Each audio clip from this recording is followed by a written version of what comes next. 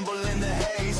Goofy gray static, every channel, every day. You shout, I got proof, but your pockets stay bare. Just echo in an alley, just dust in the air. Just another idiot, storytelling every day. You build crooked houses out of things you can't say. You sell loaded rumors like they're holy signs, while family sits shaking on the other side of the line. Stop pushing the lies, goofy gray. Every word you throw, someone pays. We gotta get the truth before another one dies. Fog lights on, we cutting through your disguise. Stop pushing the lies, goofy gray.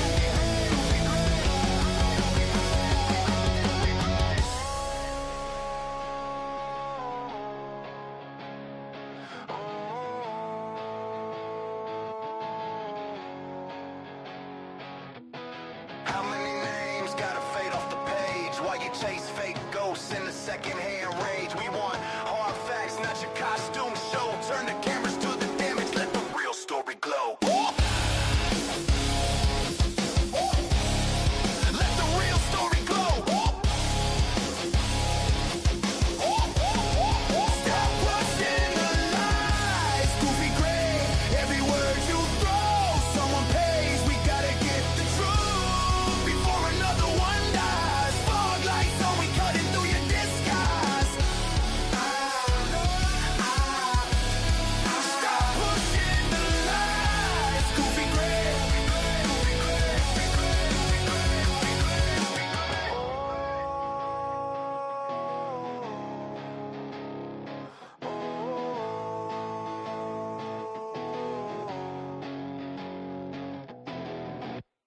Standing on the sidelines, lying on repeat. Little campfire fiction for the front row seat. Day after day, same story, same spin. You dress up the rumor like it's evidence, then grin. You point at a case, say look at that man, but you don't got a screenshot, don't got a plan. You talk about a white car like it's some smoking gun, but every single detail falls apart one by one. Stop pushing the lies, goofy gray. Every word you throw, someone pays. We gotta get the truth before another one dies. Fog lights on, we cutting through your disguise. Stop pushing the lies, goofy gray. Fog lights blazing, you still mumble in the haze. Goofy gray static, every channel, every day. You shout, I got proof, but your pockets stay bare. Just echo in an alley, just dust in the air. Just another idiot, storytelling every day. You build crooked houses out of things you can't say. You sell loaded rumors like they're holy signs, while family sits shaking on the other side of the line. Stop pushing the lies, goofy gray. Every word you throw, someone pays. We gotta get the truth before another one dies. Fog lights on, we cutting through your disguise. Stop pushing the lies, goofy gray.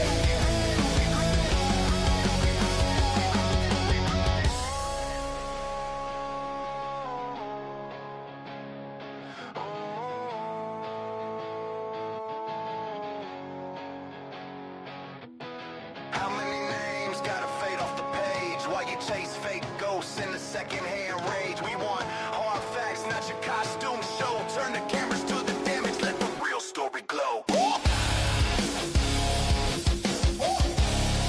Let the real story glow.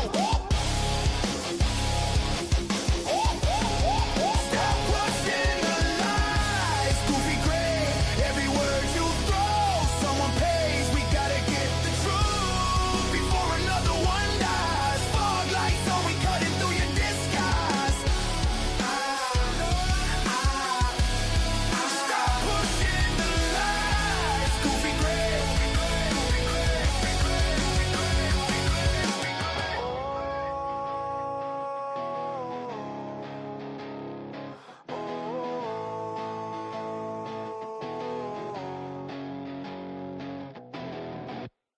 Metal in the fuck your shit! Yeah, yeah, yeah, okay!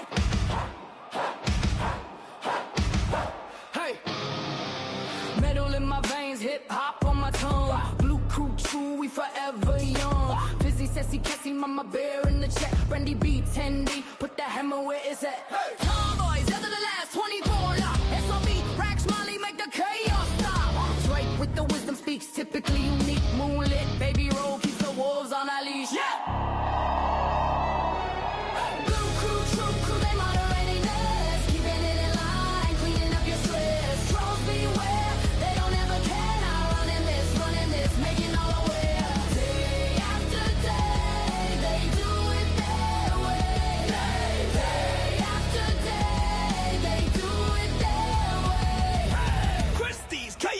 K on patrol. Bunny B. Lucy got the morning star glow. Mac P. Ready first and firm, no fear. Yeah. Leah story ring. Running law in here. Moderating the madness, flame in their eyes. Click clack justice, cutting through lies. You step out of pocket, they right on time. Whole squad tight on the front line grind. Whoa.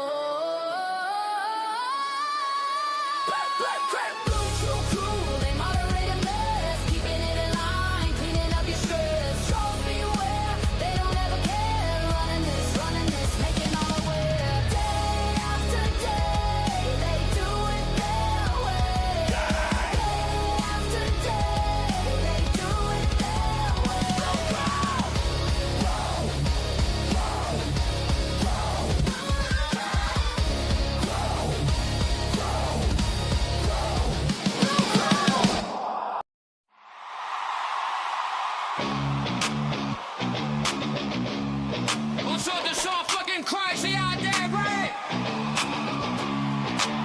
A true crime cafe, they go to softballs. Cold brew, cold case, chalk lines on the gloss. Seeking the truth, finding the time, files on the counter, grind with the grind. Blue crew backs him, keeps him in line. Sirens in his pocket, eyes on the sign. Got a wall full of faces, string tied tight, every red pen circle, another long night. True crime cafe. Get free, gotta find answers, gotta make time, everything will be fine if the truth aligns. If the truth aligns. If the truth aligns. Open the bullshit, praying low real. Knuckles on the table, fight for the next meal. True justice far out of view. Smoke in the doorway, what else can he do? Hoping he can answer just a few names in a notebook, voices breaking.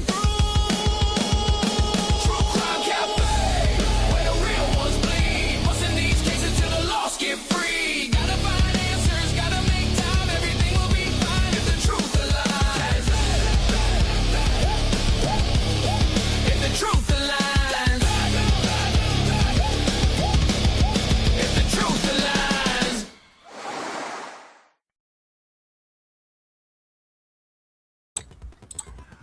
All right. Here we are, guys, back in action. The cafe is open for business. Welcome back, everybody. It is so great to see you all today. Thank you for joining us. Guys, we are jumping back to Idaho. We're going to break down and discuss the new Scott Perky interview. Scott Perky, for those of you that aren't familiar, was one of the co-owners of the 1122 household where unfortunately the murders happened. Scott Perky and Dan Estes were the two owners, from my understanding. So we're going to break that down today, discuss that. As always, great discussions. Thank you, guys, for those of you that were over there supporting Miss Kim with Typically Unique this morning. It was awesome to see you all there. Thank you so very much for that. I think Kim will be joining me at some point here as well. Of course, I will put the link up so we can discuss this at some point and get everybody's thoughts, feelings, and opinions on this. Please share this out, if you will, and make sure to hit that like button, guys, so everybody knows what we be doing in here. I appreciate you guys so very much. Thank you to my moderators. As always, the amazing Blue Crew. Couldn't do this without them at all. Thank you to my executive producer, Mikey, and my videographer, Molly, for the things they have done and do. Love you all so very much. That being said, you guys know what's coming. Let's do it, and let's get moving, guys. Here we go.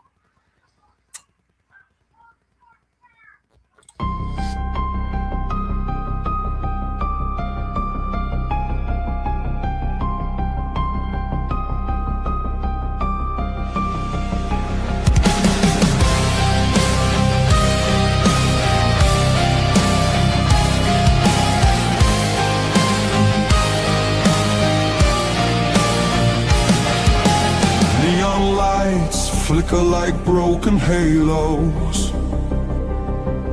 Whispers gather in the smoke-filled air. Tables carved with secrets and shadows. Every story's a wound laid bare. The kettle's boiling with a restless rage. Justice written on an unseen page. I sip the silence, bitter taste, waiting for the ghosts to show their face. At the True Crime Cafe, we serve up the pain they try to hide away.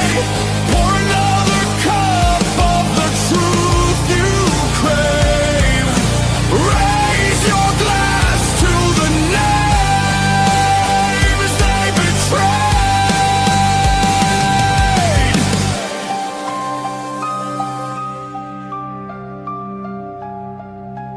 Mirrors cracked, reflections are liars. Ashes fall where the guilty once stood.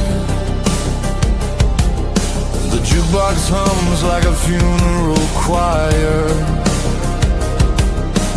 Echoes pounding through the neighborhood.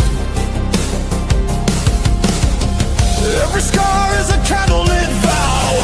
We hunt the how, we demand the now.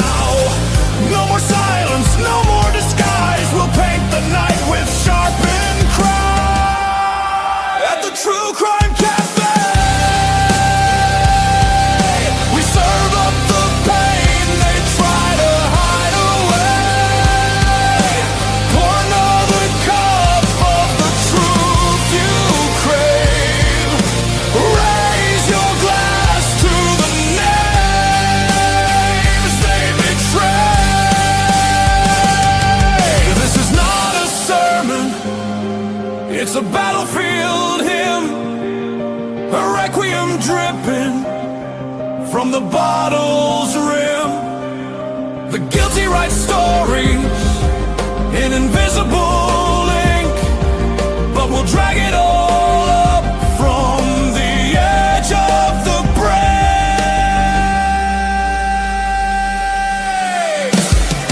At the True Crime Cafe,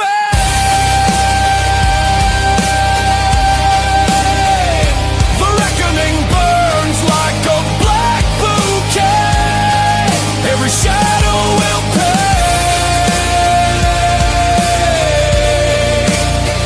In the True Crime Cafe.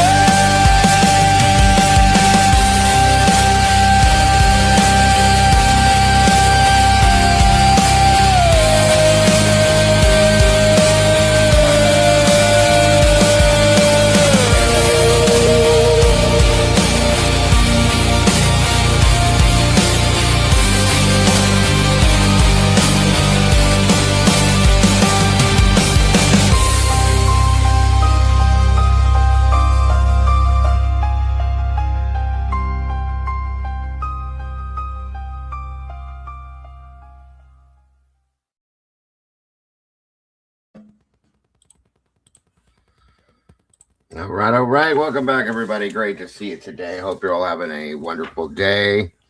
I hope you're staying warm, happy, healthy, safe, all of that.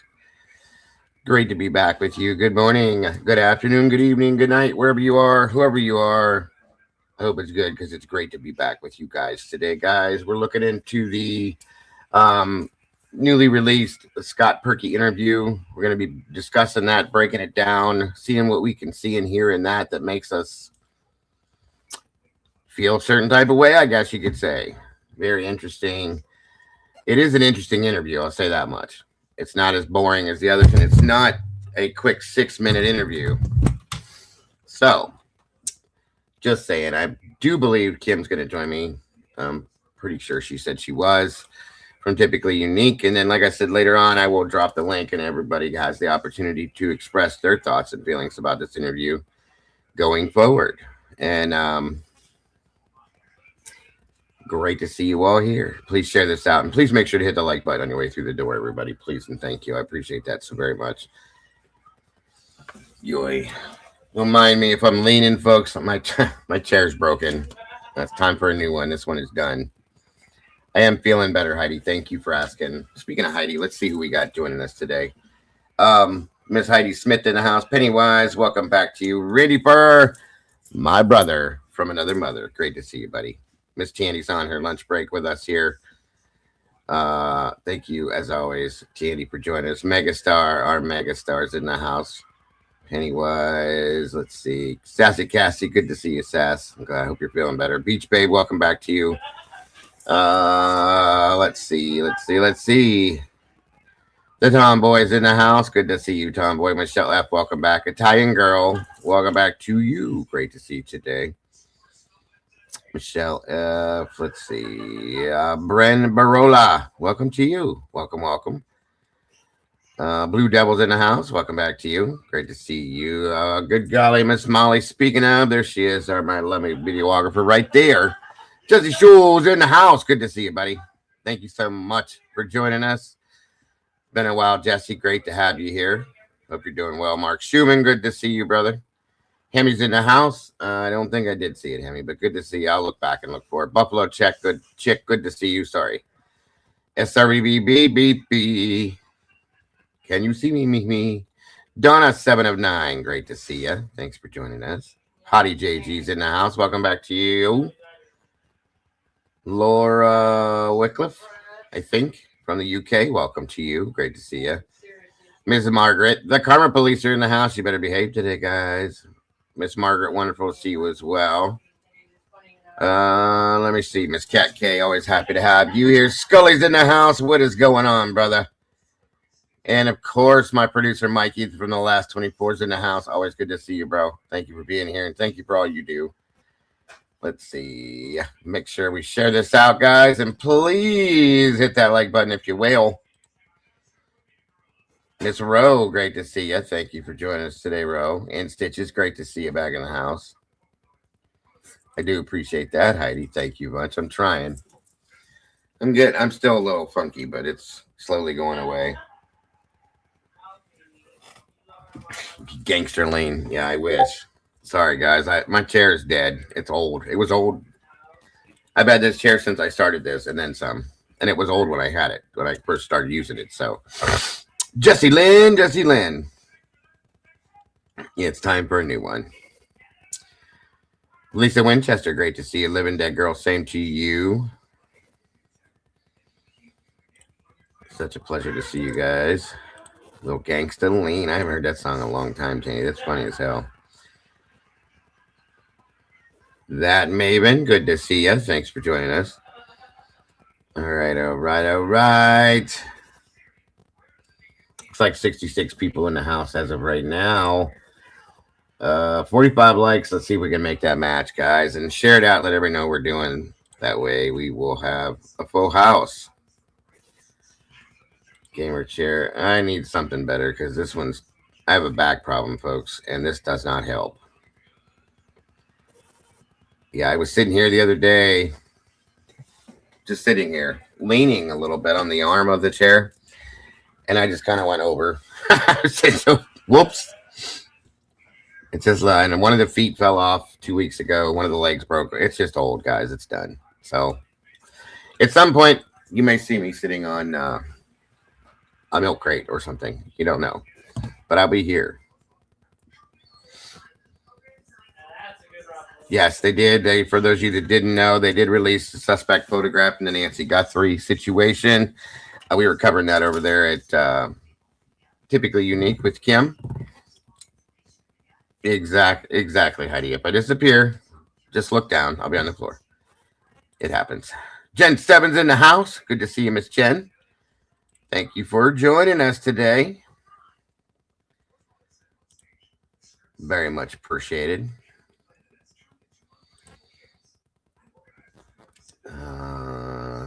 Again, thank you to my mods for doing what you do. Yeah, I might. You never know, Chandy. You might be right.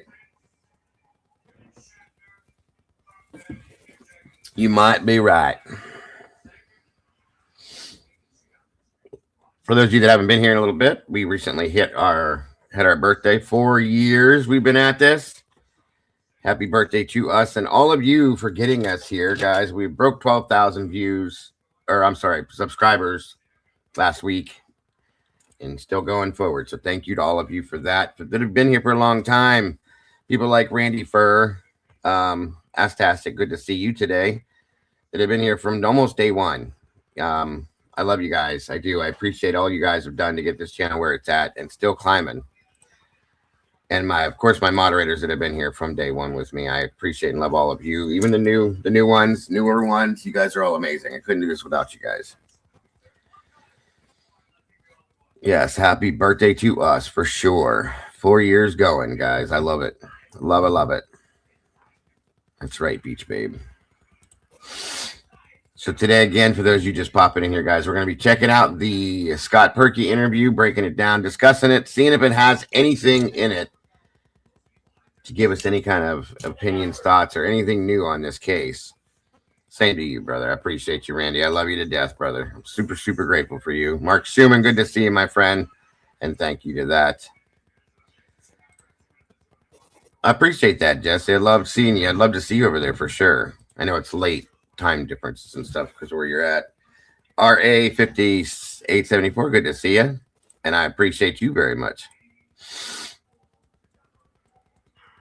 Yes, I guess you could say that. Absolutely. Thank you, Heidi. Appreciate you being here. Come on in, grab a seat. 77 people in the house, 56 likes. We're getting there, you guys. I'm just trying to wait a few minutes to make sure everybody's here before we get kicking. I don't want it to back up and go forward. Great to see you today, Jen.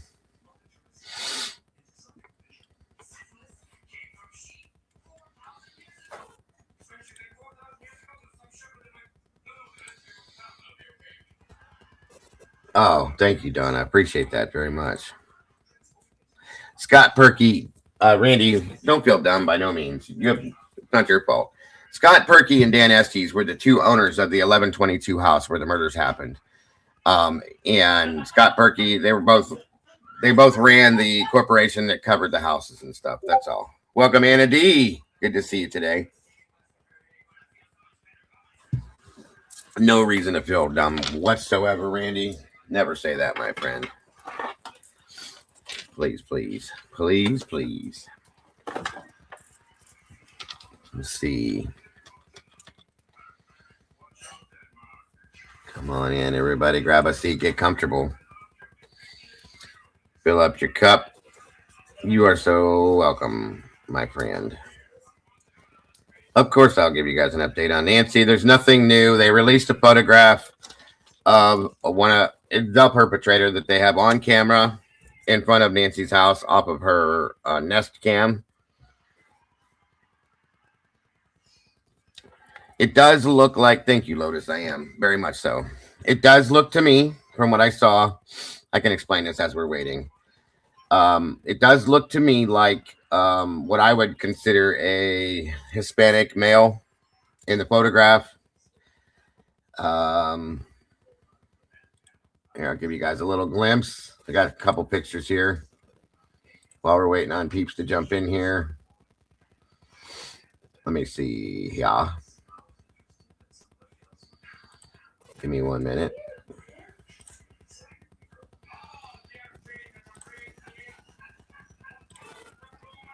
Now, some of these have been, they're black and white, okay? Know that.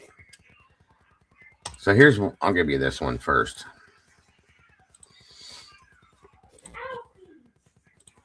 Hang on. I think NBC put these out, or ABC, or both. Hero Amino, welcome back. Good to see you today. Thank you for joining us. Cat K, good to see you, dear. It is definitely a male. It's a male. You can watch in the video as they walk by the gate and all that. It's a male with a mustache. Not a very big male, but a male. There's as they come up on the front door.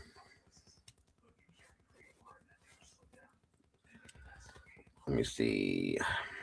Molly and Scully were adding some color to these to try to help make them a little bit better.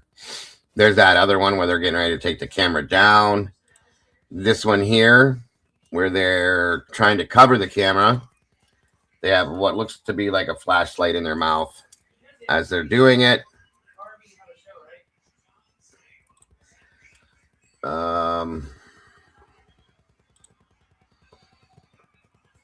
There's a set of 4. And thus far, this is the only person in any of the photographs we see.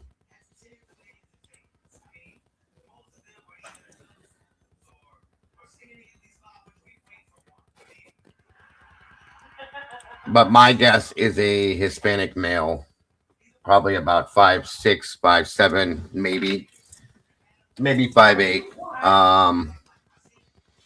Petite build, not a very big person, tiny feet. So I don't know if that makes a difference, but that's the only person that we've seen put out pictures put out of, and there's a video as well. This is it right now. Still nothing more as far as what's going on with Nancy. Or anything from Savannah, Annie, or Cameron, nothing. So we've been on it. I'm trying to stick with it, guys, to give you as many updates as we can when we get them and how we get them. That's what Kim was covering on her channel. We were over there this morning. So very wild.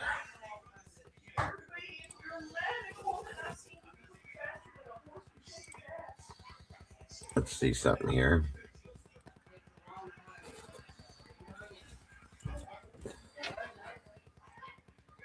So Cash Patel actually posted these from Twitter, as you guys can see. Thank you, Tomboy. Initially.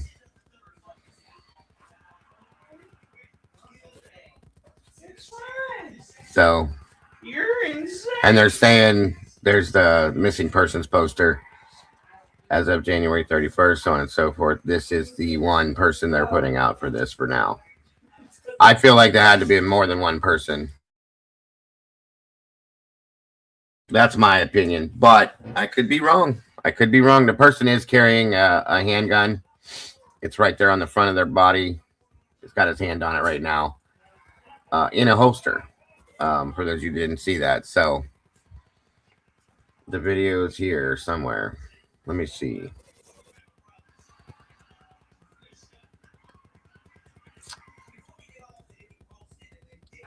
Oh, here it is. There's the video, you guys.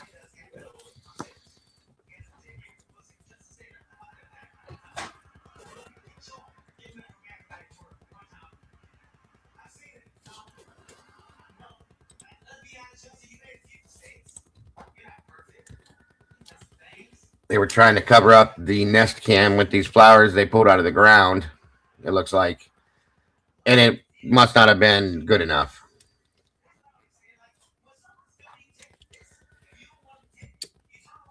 Thank you, Meg.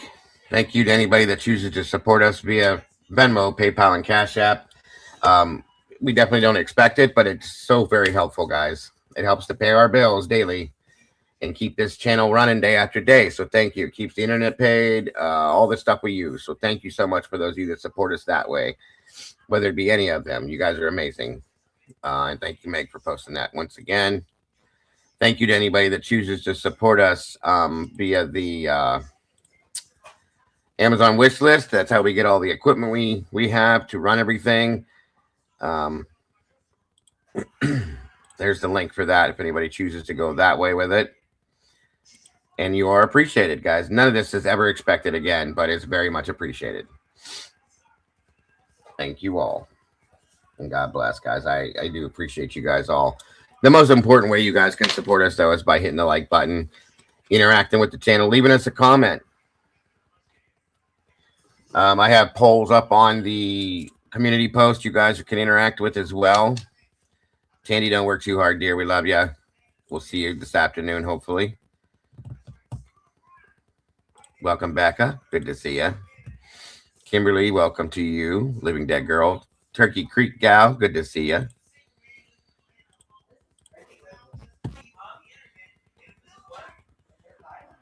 So, yep, that is the newest thing to come out in the Nancy Guthrie situation. Good afternoon, everybody. Oh, there's another video Tomboy said here. Hold on. Let's see if I can get to it. Oh, yeah, there is. This is even better. Thank you, Tomboy. This shows the person walking up to the front of the house. From my understanding, you guys, they have started to check, I think, DNA, take DNA from people that have worked at the house. There we go. Looks like they're trying to keep their head down as they walk up. They must know there's a camera. Hopefully you guys can see that. Hey, Mr. Girl, good to see you. It is shared, Tomboy.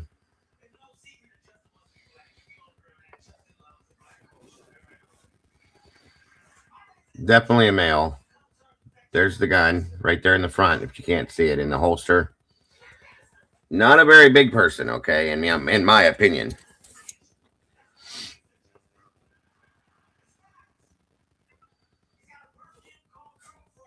It's very creepy, folks. Very creepy.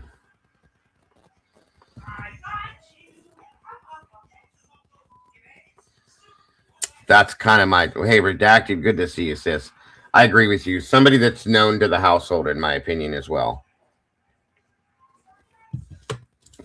Like I said, pool boy, landscaper, somebody that cuts the grass or trims the bushes, or it seems...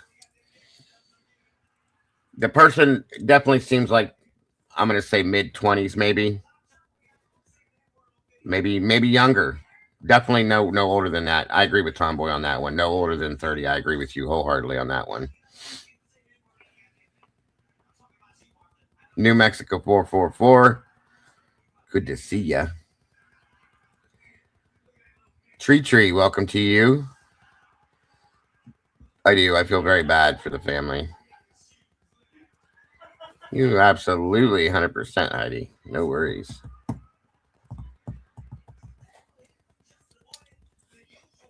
So that is that, you guys. Make sure. Yeah. So Cash released that on his Twitter page, or X, whatever you want to call it.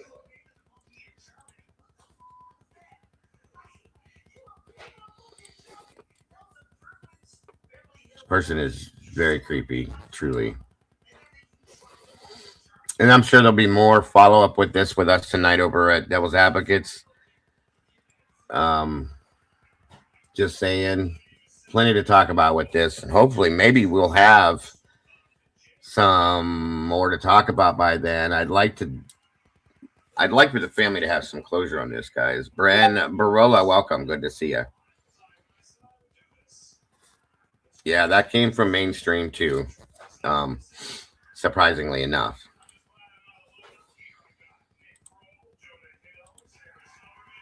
And that's kind of worrisome because I can't imagine they would release this if Nancy was still with us, unfortunately, because it could put her in danger, I would imagine. Now, if they did, I'd be really surprised. So that makes me feel like they may know that Nancy's no longer with us. That's very sad to me.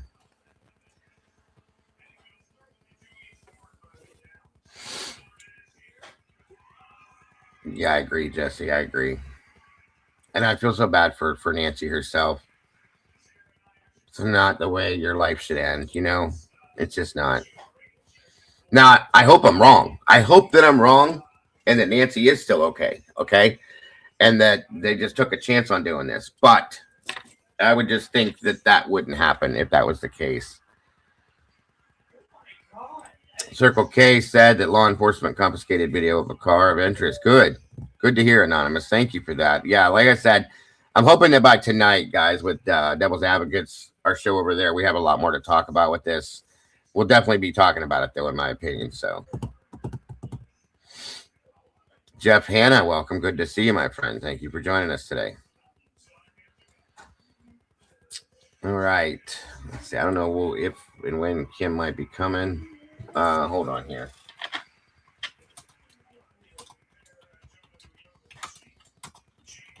I just want to make sure she is. I didn't want her to miss anything, but I can always go back for her. Blue Devil, good to see you. bow legs, left foot turns out, lower back pain. By the way, he picks up a great. Yeah, kind of good catch. Good catch. Very good catch. Got to pay attention on these things for sure. For sure. Oh, I know. 100% turkey. I know. It's horrible. It's a bad, horrible thought to even think about happening in that aspect. You know what I mean? Sorry, you guys. So I guess I don't want to hold you guys off too much longer now. And if by chance you guys live in this area, you know something. Yes, my TV is on fire, Randy. You were right. Please call that tip line if you happen to know something. I'm not saying anybody does, but all right, let's get this thing moving. I was trying to waiting for Kim, but she might have had. She said something about having errands to run or something like that. So no worries. All right, let's get this up and moving.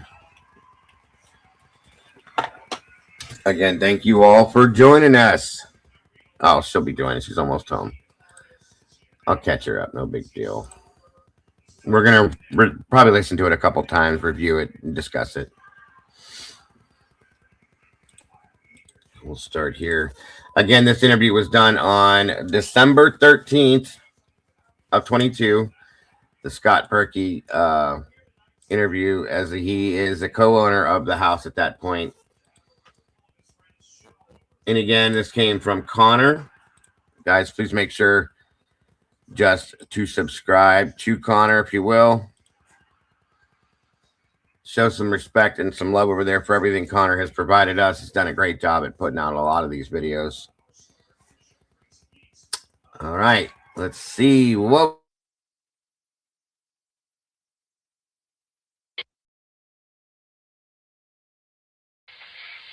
Let me get my bullets out because you're good. Not really. Brandy B, our OG in the house, 33 months. I know it's way longer than that, but congrats, Brandy. Happy day anniversary to you. Thank you for all you do and how you have done over the years and for standing by us here. We appreciate and love you very much for being part of our family. Congrats, dear. I get it. You follow with it? Nope. Yeah, no, you're good. So, let's start off first. Yes, okay. Your first name, what's your middle initials? And then... Just like the hands inside. Okay. Like a hole. And what's your address down here?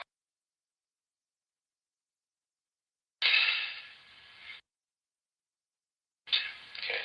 That's where I'm... Yeah, I don't know how long that'll be, but that's probably... Okay. While I'm doing this remodel anyway.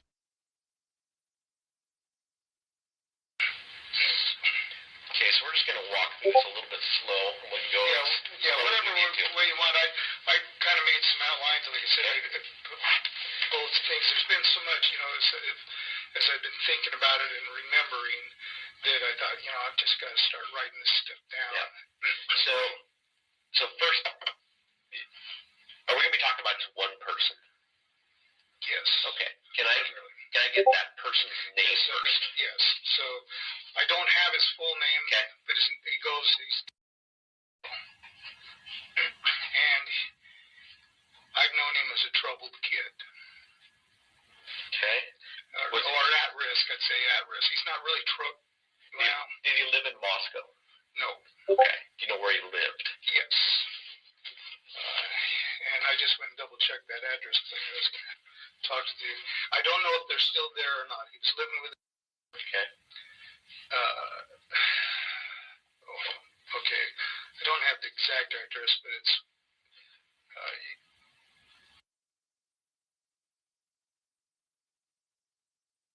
And that's off the street. That's so you.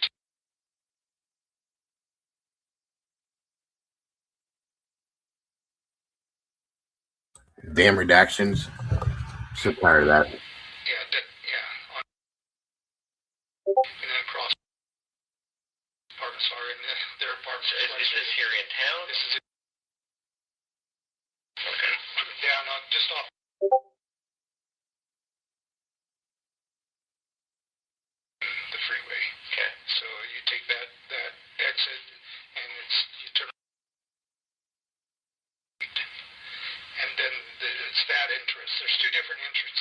that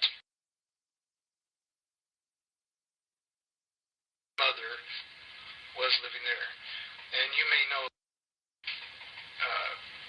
that's daughter who used to be, and I don't know what the child's last name is, because it's his dad's last name. Okay. And I just knew him as didn't need to know more than that. So let's go back a little bit. Just off of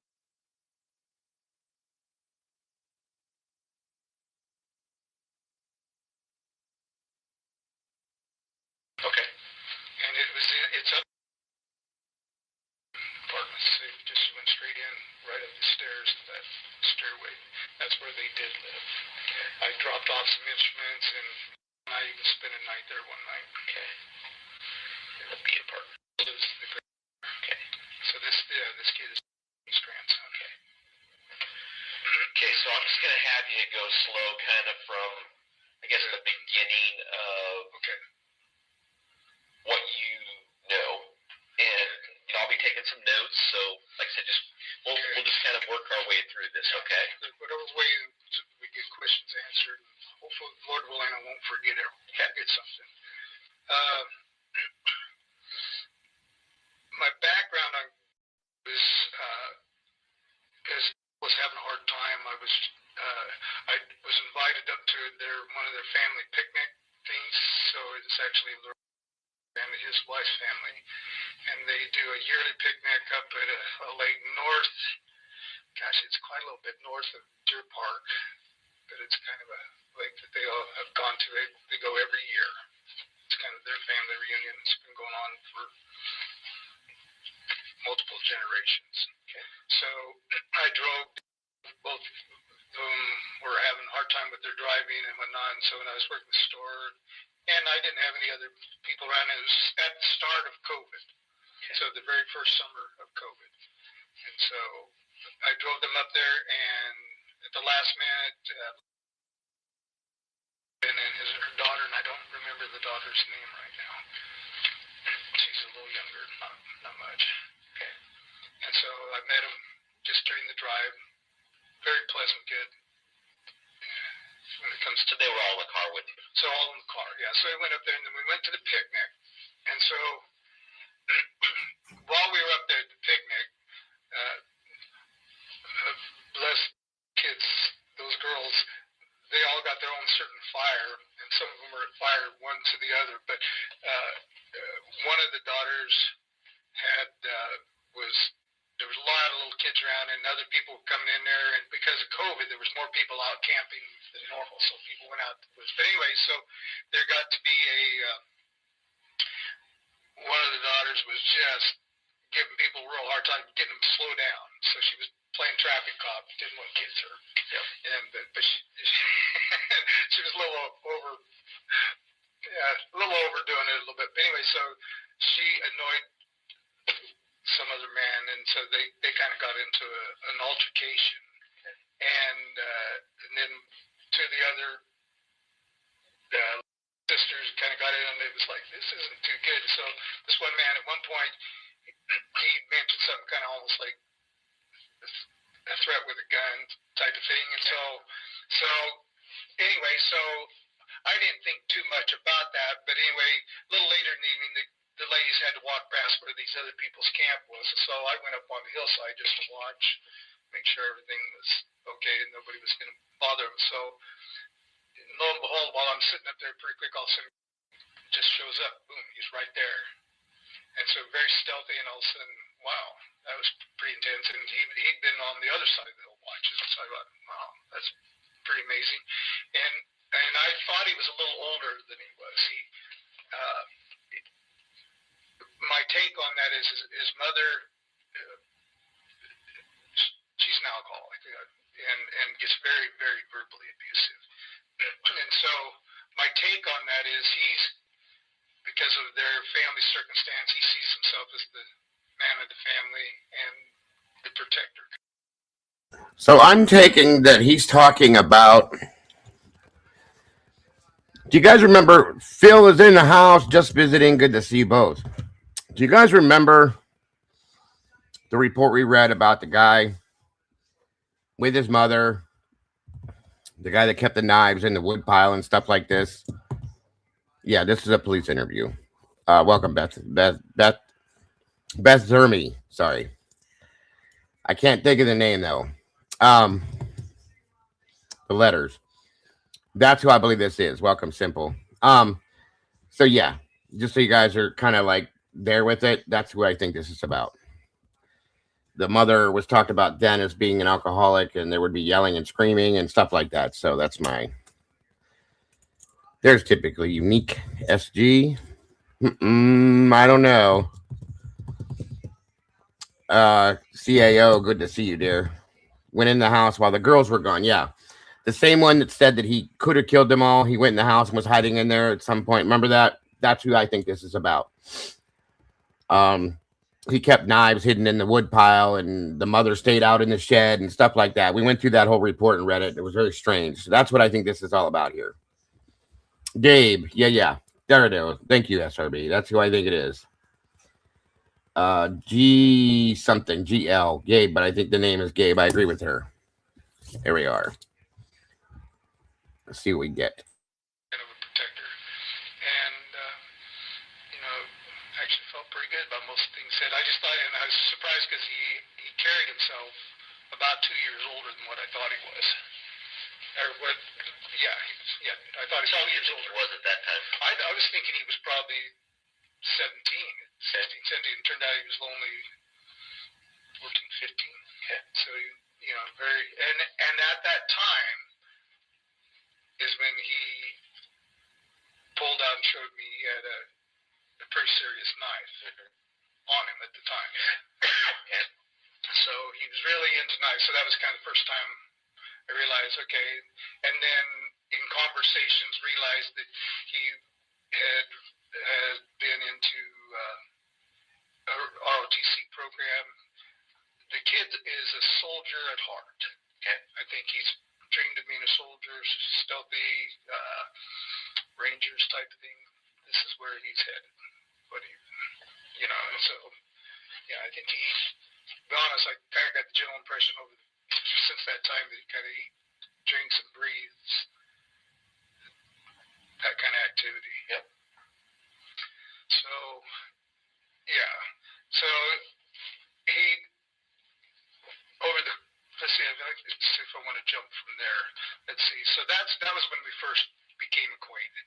Okay. And then through different times, other family gatherings, times that they would come up, I think she came up one time to help even when we were closing out the store. But I'd met with them and traveled with them several different times. So it's these kind of family things. So family were get to be invited me at Easter, and so I went a couple different times, maybe 3 even, up to there. So they would usually meet up at their family park up there. But another thing about was he wasn't hanging with all the regular crowd, the other cousins and stuff. But he was a little bit his own person, a little bit more set apart.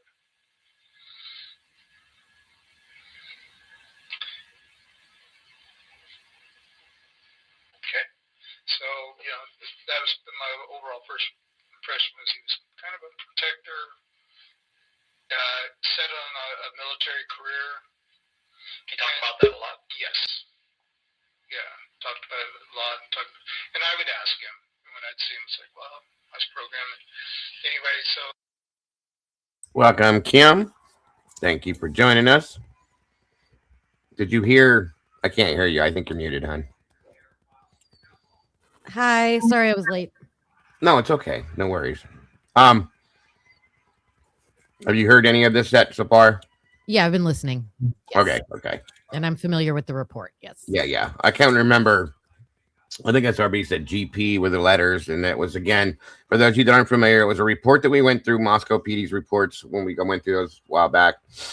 They talked about this person who had made a statement that he went into the house and hid when nobody was home, and he could have killed them all, was his words. Yep. They kept knives hidden in like a wood pile. Welcome, Moonlit. Good to see you, dear.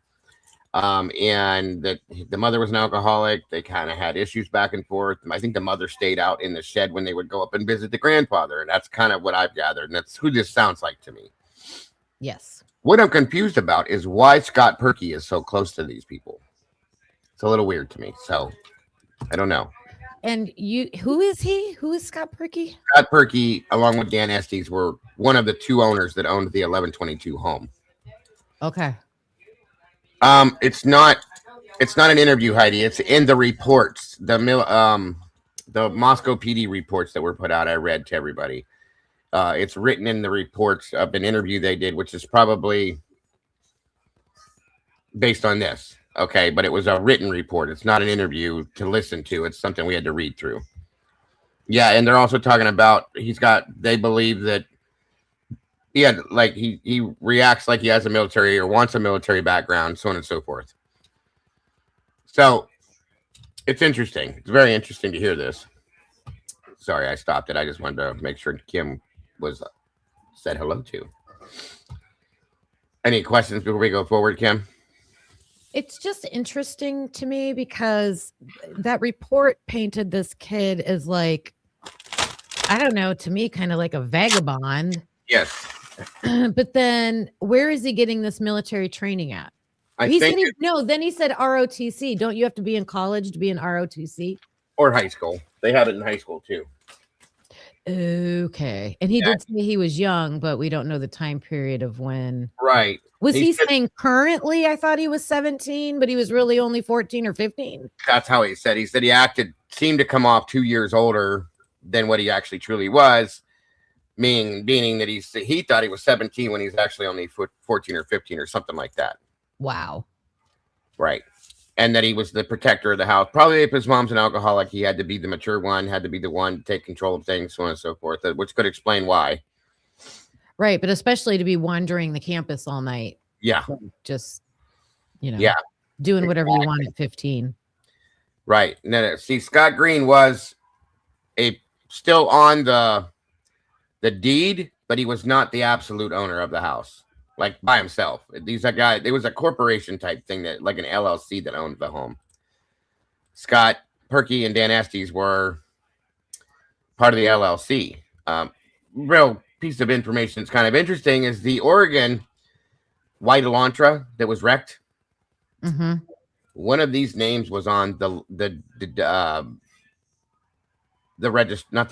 was either the registration or the title to the vehicle at one point as a previous owner. Just so you guys know. Wow. And again, you guys know I do not believe in coincidences, so not with this case. I just gotta throw that out there. And as this goes further into it, I think SRB just said it gets to be a little bit more. It makes more sense. So yes, I will shut up and we will go forward.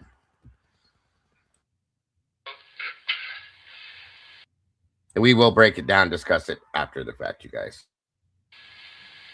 And that has stayed pretty consistent the whole time I've known him. He's done that. But he had, on several occasions, he has pulled out and showed me his array of knives, and he had multiple knives. So what would you describe those? So his knives, the first round of them were, one would be kind of more like you do, like I come from a hunting background, so one would be more like a skinning knife, but then he had, one like you would do when you're gutting out a deer. So he had a pretty good size knife. And one of those knives, that first knife, it was more of an assault type weapon, but it wasn't really huge. But I'd say probably that one 7-inch blade, maybe I don't think it was 8. But, more like one that you'd see a typical deer hunter take up as his main knife, and then of course you get out the deer, and then he pulls out his skinning knife when he has the skin. So so he had an array of those, and and each time he traveled, he had those knives. When he would come up to Moscow, he had those knives. I'd seen him pull them out about 3 or 4 different locations. Okay. And there's a good chance that if this all falls through, that the weapon you're looking for may be still sitting in one of those hiding spots. And I'll give you that information too. Okay. Don't let me forget to do that. I'll write myself a note. Okay. And so yeah, so that was pretty much the introduction to him. Okay. Okay, so that's always been kind of the case. Okay, so as far as I know, is he was staying on that track. Last I heard, his grades had kind of dropped a little bit. There was a question. I kind of got it secondhand through his granddad that he. Welcome, Altruistic. Again, anybody else that's just jumping in, this is an interview with Scott Perky, one of the co-owners of the 1122 house. The person they're talking about, if you remember, pretty much Finland, welcome to you as well. You're back, Clifton, good to see you. If you remember when I read the Moscow PD reports that were released, they talked about a guy that had a bit of a temper. I think it was GP were the initials to his name, okay? The guy that kept the knives hidden in the woodpile in the backyard, him and his mother would go up to visit their grandfather in Moscow, his grandfather and her father. The mother would stay out in the shed when they visited. There were like arguments going on between the parents and the parent and the kid regularly because she drank too much, stuff like that. But he kept a lot of knives in the woodpile, and he had made a statement that he could have killed them all because he snuck into the house one time when they were not home. That's who this is referring to, in my opinion. Little G, that's it. Thank you. Little G, that's what it was. I remember that. Thank you, SRB. Isn't the mom or the dad a college professor at the university? That I'm not sure of, CAO, but that's interesting. It could be. White Rabbit, welcome. Good to see you. They recorded this like it was 85. I know it does sound like it was recorded back in the 80s. It's weird. MPD document number 77. Thank you. I didn't know which one it was, Witchy. Thank you. So there you go, guys, right there. And if I have to, I can pull it up after the fact and I can show you what I'm talking about. Mittens, good to see you. You're good for a lot of things, SRB. You know better than that. Quit it. I'm glad they found it. I was looking for it. Yeah. And Sluther 75. It is very creepy. The whole thing's creepy. I agree with that. Yeah. Garden City you're talking about from 4chan. I agree.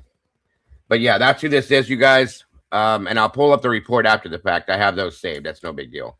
And we can go back, look at it, and see how it lines up with this, okay? If he didn't get his grades up or something, he might not get into his military program that he was wanting to. And and then I was always kind of worried about him because every time his mother would get 3 sheets to win and get verbally abusive, I thought, man, it wouldn't take much for this kid to snap at some point. I mean, she could be very, very verbally rough on him. And so I was, but it's kind of, yeah, I don't want to sidetrack here. It'd be real easy for me to go chase a rabbit here, so I think I'll, okay. So that was my initial meetings, and then they said went to multiple family functions with them, and usually I drove back. And then they would come.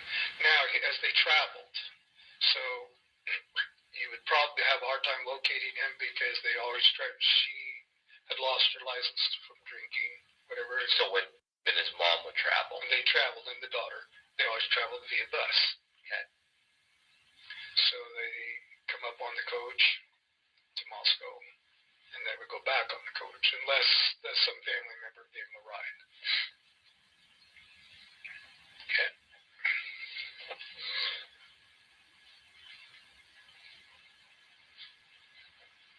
Okay.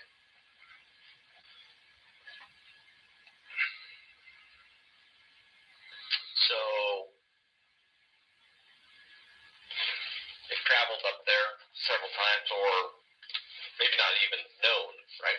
What's that? Did you always know when they were up there? Up at Moscow? Yeah. Not always. But probably while I was there, probably Yeah, usually 90% of the time, because I would stop by. I spent a lot of time in his backyard around his little fireplace stove there, and I'd come over there and hang out with him until he get tired and start nodding off. Sure. So we'd have a cup of coffee, and a lot of times he'd invite me over, and so we just kind of hang out and listen to music. When I'd listen to music, so usually the boy would come. Now, when they stayed, the locations are probably important here. When they stayed, the two kids, the boy and the girl, slept downstairs in a big double bed down there, and that basement at the time was the whole house was basically a closet. She didn't throw anything away. It was obsessive compulsive everything. In fact, as I was going to stay there a little bit, and I took a Costco box of lint and stuff away from the washing machine, because it was just heaping over. So I took it out to the trash and just totally freaked because I had taken something out of the house, and I was replacing it with one of the trash cans left over from the music store. And I thought, man, I'm not staying here. Yeah.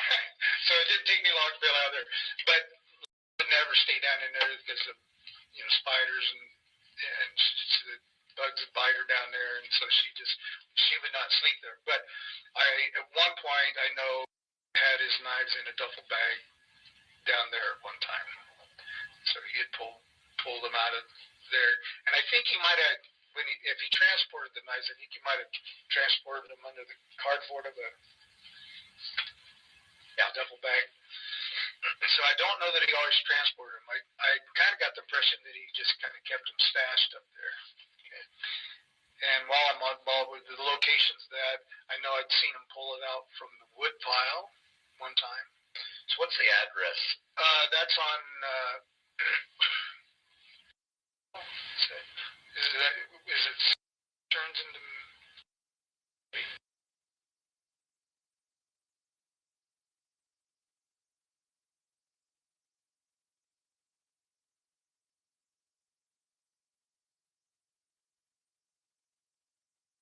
Back this way. Yeah, right behind. So one little street runs behind his house. The other one, maybe they'll find out. So then, it makes kind of a C shape. There's a house on the corner, but the road behind him. So like a lot of times when I park, I always parked on the. It might be Lewin, but I think it's Lewis. Whatever it starts with L. Sure. So but anyway, so there's two sheds there, and he would either sleep on the picnic table, she would not sleep in the house, or she would stay out in the shed. And I ended up just this summer putting a roof on that shed. It cost me 2 years to do that. So at the end of that was the last time I saw Gabe and his mom. Okay. And so and there's a whole event, a shadow event for what we're doing. All right. So if you didn't catch it, we do now know the first name's Gabe, which makes sense. So there's that. Took place at that time. So you said that. But the locations. Yeah, let's go back to those locations. So the locations. So either in the shed that's got the new roof, it's long, and then there was an old shed that we hauled all the trash off out of, and I mean it was, it was so deep in there that we found a rototiller under there. There were chainsaws. There was things that hadn't been seen in years. Yeah. But anyway, so this fall, a lot of people jumped in the family and went out to clean everything up after wife had. But anyway, so the locations I've seen him go to for these knives was one, the shed, those two back sheds. Multiple times I think he's had them kind of stashed away in the one I put the roof on. So, yeah. And then wood pile, you said? And then one time I saw him, pull them out from the wood pile. Now, there are, some of his cousins are aware of the knives and that, too. And I think the other kids kind of looked up to him a little bit, so which is I can't think of it. That'd be Welcome, Satire. son. She lives down.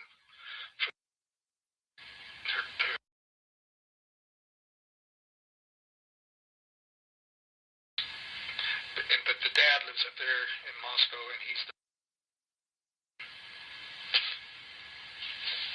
and so yeah. So is a couple years younger. He might be worth talking to at some point. Just kind of put a little side. I know that on the one event, he may be aware of when I share there's an event that took place, and then there's another cousin that lives there, and I think that's so there's been some divorces, so some of the kids are in there part of the time and part of the time they're not. But there's some of these boys, and when they get together, they could be they could be pills. Sure, a little bit. They're boys. So any other locations? You got the 2 sheds, new one and the old one, and then there's the wood pile. Yeah, the wood pile, 2 sheds, and down in the basement. These would be the 3 places, and if not, you float them. Now, my thought on this is, in light of some of the other stuff that went on, he's a very smart kid in this stealth activity. I mean, if you see the movies where the guy can get up, all of a sudden he pops up out of the water, pops out of the brush in front of you, this kid's that good. He's been studying it that long.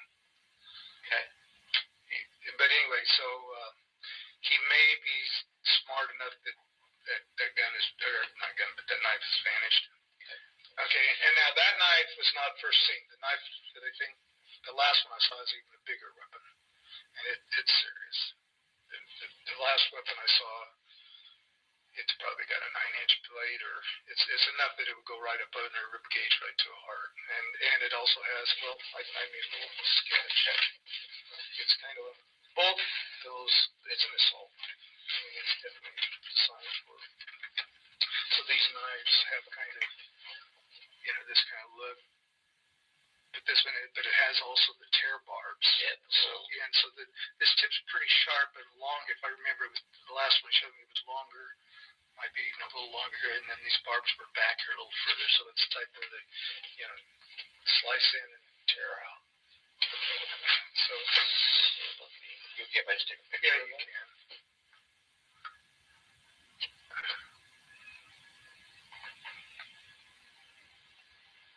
And I'd never seen that knife before the last time I saw him. So he showed me another one that was much bigger and a lot more serious. And actually kind of made me nervous. But I would consider, remember they'd always talked about Jim Boyd's knife. So I mean, it's big. This knife was big. I don't know if it's as big as, who knows how big that Boyd knife was, but this big.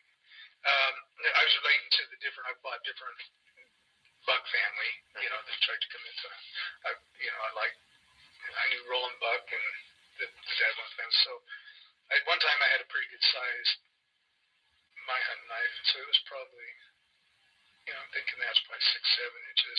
This knife, but I knew they made one that was bigger now. Well, why would you? I'm not chopping wood, I mean, right now. I'm not taking down a tree. Right. But this knife was big. This last one, and yeah, serious. And like I said, it just looked like it was just completely designed to kill.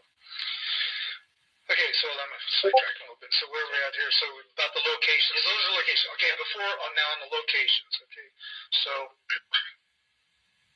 I have a real deep concern because I knew that when I told you the locations, I know you guys are going to be going in there to search. I really, he's my friend. Yep. It's going to tear him up. Yeah. She's at she'll lose it. So if we could get support services of some sort, or get a hold of maybe even the bishop is, I don't know about them because you could be,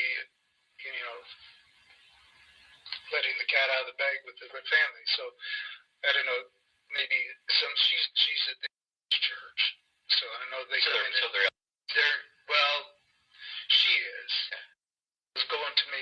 He was going to with me over for a while. He was coming and doing it, and he was really liking it. I got the general impression the thrilled about me taking him there, but he just says no. He says I'll never. He says they all think they're going to convert me, but they, I mean, that was, but he was not doing well when I left there. In fact, as I tried to get him appointment with a neurologist, I mean, he was just literally shaking and couldn't get out of a rut and hurting, and he felt like the medical field was failing him. So, and then right after I left, and I got this secondhand. You might talk to him. He told me that got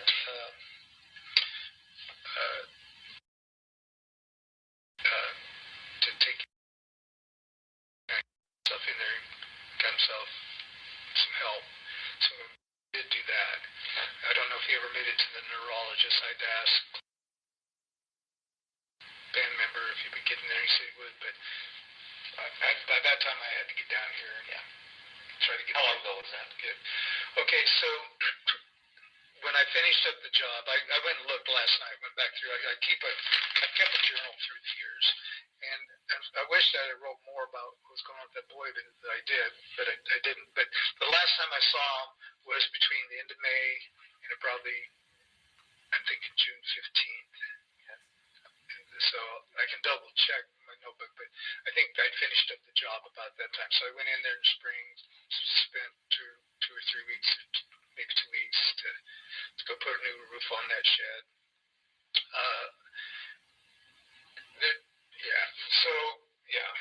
I did that, and it was at the end of that was when I saw that time, and that's when there was around May. End of May to June 15th. I'm thinking, because I finished up the job and I was still just hanging on because I was taking doctor's places and trying to get stuff ready for me to pack up and take a load from there down to here.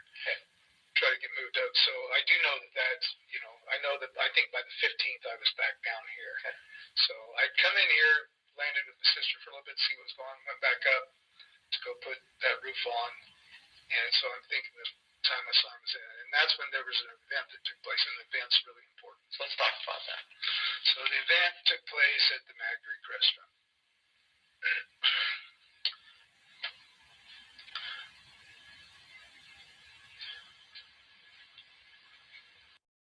The closed caption didn't grab that right. Sorry, guys. And he's talking about an event that took place at the Mad Greek restaurant, is what he's saying. For those of you who didn't catch it. So I went in, and I'm thinking, I'm inclined to think that was like on a Saturday or Sunday, because they were usually open on Sunday. I usually eat over when I was there, just because they had some meals that weren't so big and they had better beer. I don't know. No, I don't know. They, and then I knew everybody. So it was, for me to be over at the Mad Greek meant that either it was really slam busy on the Saturday or whatever, and so I was over at Mad Greek, or on Sunday. So, because that would be the days of eating. And I knew that occasionally she would eat there too. Anyway, so I was in there in the Mad Greek eating, and so I was sitting back at the tall tables back across from where their bar is, and so I was there, and I don't think I was eating a big meal or anything, but I know that the boyfriend that died, he came out from the back and actually served me my wine, so he was there. Whether he was really working there or not, but he was back there, and he. So he's talking about Ethan now, probably because Xana and Maddie worked there. Xana was there. Ethan was helping out. So he's talking about Ethan. He may have been part of the staff there. I don't know. But he ended up helping out and serving. The girls were kind of busy up more toward the front. Somebody had taken my order. I know that. So, whether I got just... Did you know by name? No. Well, they had been introduced to me, but other than knowing them as just nice young people that waited on me, and knew that from that, and several times I'd been in there, and 3 of the 4 had been in there. The 4th one, she may have came in there at some point. was in there. I was sitting back there, and then as I looked up, all of a sudden, instead of the, You know about what time of day this was? so okay, this is a month earlier, or 5 months earlier. So let's see. So, God, that's a good question. Was it a lunch or? I'm thinking it was probably. Well, I would do if I was doing lessons. Okay, if it was on a Sunday, I would have probably been at church, watched things, so it would have been early afternoon. Okay. If it was Sunday, Saturday, would have been probably similar. I would think lunch or early afternoon. It could be evening, but it wasn't late evening by any means. No, if anything, no, I'm kind of thinking just by the sunlight that there was more toward noon or morning even. And so it was earlier in the day. Comes in. So he comes in, and he's there, and I think I remember for a brief moment, I think came in the other cousin, but I wasn't paying too much attention, other than I was kind of surprised to see there because I don't think I knew he was in town, and he was down there, and I think the other cousin came in, the one that's closer to his age, but I don't think they stayed real long. But the event that happened is okay. So the waitress they've been waiting on me, and then all of a sudden down there. So the one waitress, she engages in a pretty intense conversation, and then pretty quick there was another one on the other girl was there, so there's two of them, and then the guy came out from the back, and they triple teamed him in this debate or thing that was going on. And I'd seen these kids kind of do that again. So what I gathered, and it's something I saw at the college, the old guy coming back to school, was there's in the liberal mindset, they've kind of gone to what my daughter gave me the name for it. They're calling a cancel culture, and so they're going to delete you. So, and I've had it just boldly be spoken, and I'm not sure if I heard it in the restaurant or not there. I mean, but I've heard this very firmly said. It's like if you challenge one of us, you're going to have to deal with all of us, and we'll delete you. And basically, when we're out, we'll destroy you out there in the internet, that sort of thing. So there was definitely a conversation that had taken place that looked like it got pretty intense down there. So do you remember 1 and 3? It was the boy and I believe it was his girlfriend and one of the Xana and then one of the seems like the one that had a little darker complexion than the one of the blonde ones. And I don't know if the other one showed up or not. Now, see, there's the problem. This is where this is weird because Kaylee, I'm pretty sure, Kim, you could probably verify this. Kaylee was darker tanned than what Maddie, right? Maddie was more of a paler, fair skin type complexion. Am I wrong? Maybe she's not there, but I'm thinking that's what my thought was. Kaylee had the darker complexion, obviously, who her dad is, you know what I mean, as compared to Maddie. But Maddie's the one that worked there. So maybe Kaylee was that. This is what I'm confused about. Like, this is a little bit off, but I don't know. Just saying. On we go. But later in the day, I made a point that when I did, what was that all about? And that's when things really kind of opened up. So let me just write this down real quick. But I did see that. So I'm of the mind, and I'd heard the kids in debates with other people before there. And, when I was at college, you had liberal views, and my view on that is that's time for people to explore, find out. Back in our day, it was like So altruistic says cancel culture is a social environment in which publicly boycotting or withdrawing support for people, organizations, etc., regarded as promoting socially unacceptable beliefs is widespread practice. Thank you. Did you hear what I said, Kim? You're muted again, hon. I think Maddie was the lighter complected one. I would think. Yeah. So he's saying from every picture I've ever seen, Kaylee had more of a olive tint to her skin. Obviously, her dad was who he was, Mhm. you know. And Maddie was very fair skinned. So it sounds like he's referring to Kaylee, if that's true. Okay, so it sounds like he's referring to, he said Xana, Ethan, and Kaylee, which is a little weird because Maddie's the one that worked there with Xana, but maybe she wasn't there. Maybe they all hung out there because he did say all four of them were there at times that he had seen together. She could have had a tan. She could wear her makeup darker. I True. don't know. That's true. Very good point. But I also think I don't know, he's telling this whole story about cancel culture, but I think he had to have someone younger, his daughter, right, explained it to him. Right. So I'm inferring he just heard this word deleted. Uh-huh. Deleted can have another meaning. It could. It definitely could. So I don't know. He's spinning some story that he's kind of half adding to.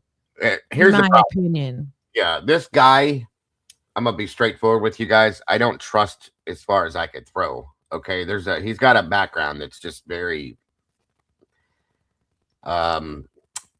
unfavorable. I'll put it that way to be nice. Okay, that doesn't mean that he's a bad person, but he is in a way, in my opinion. I'll just say it that way. Even if he's a bad person, it doesn't mean what he's saying couldn't be true. But again, you guys know how everybody is with this case, so take it for what it is. On we go. And he definitely does sound kind of, I don't know if you're catching it, Kim, but he kind of has this nervous tinge to his tone as he's talking, in my opinion. Talking fast. Yeah. Yeah. Kind of pausing and choosing his words, and very, very carefully too. So it's weird, you know. And once again, the interviewer is not asking questions. Like, I've had a million questions along the way. Like, what are you doing? Yeah. And there's not been any questioning, right? And again, surprise or not, I'm not. They don't follow up with anything ever.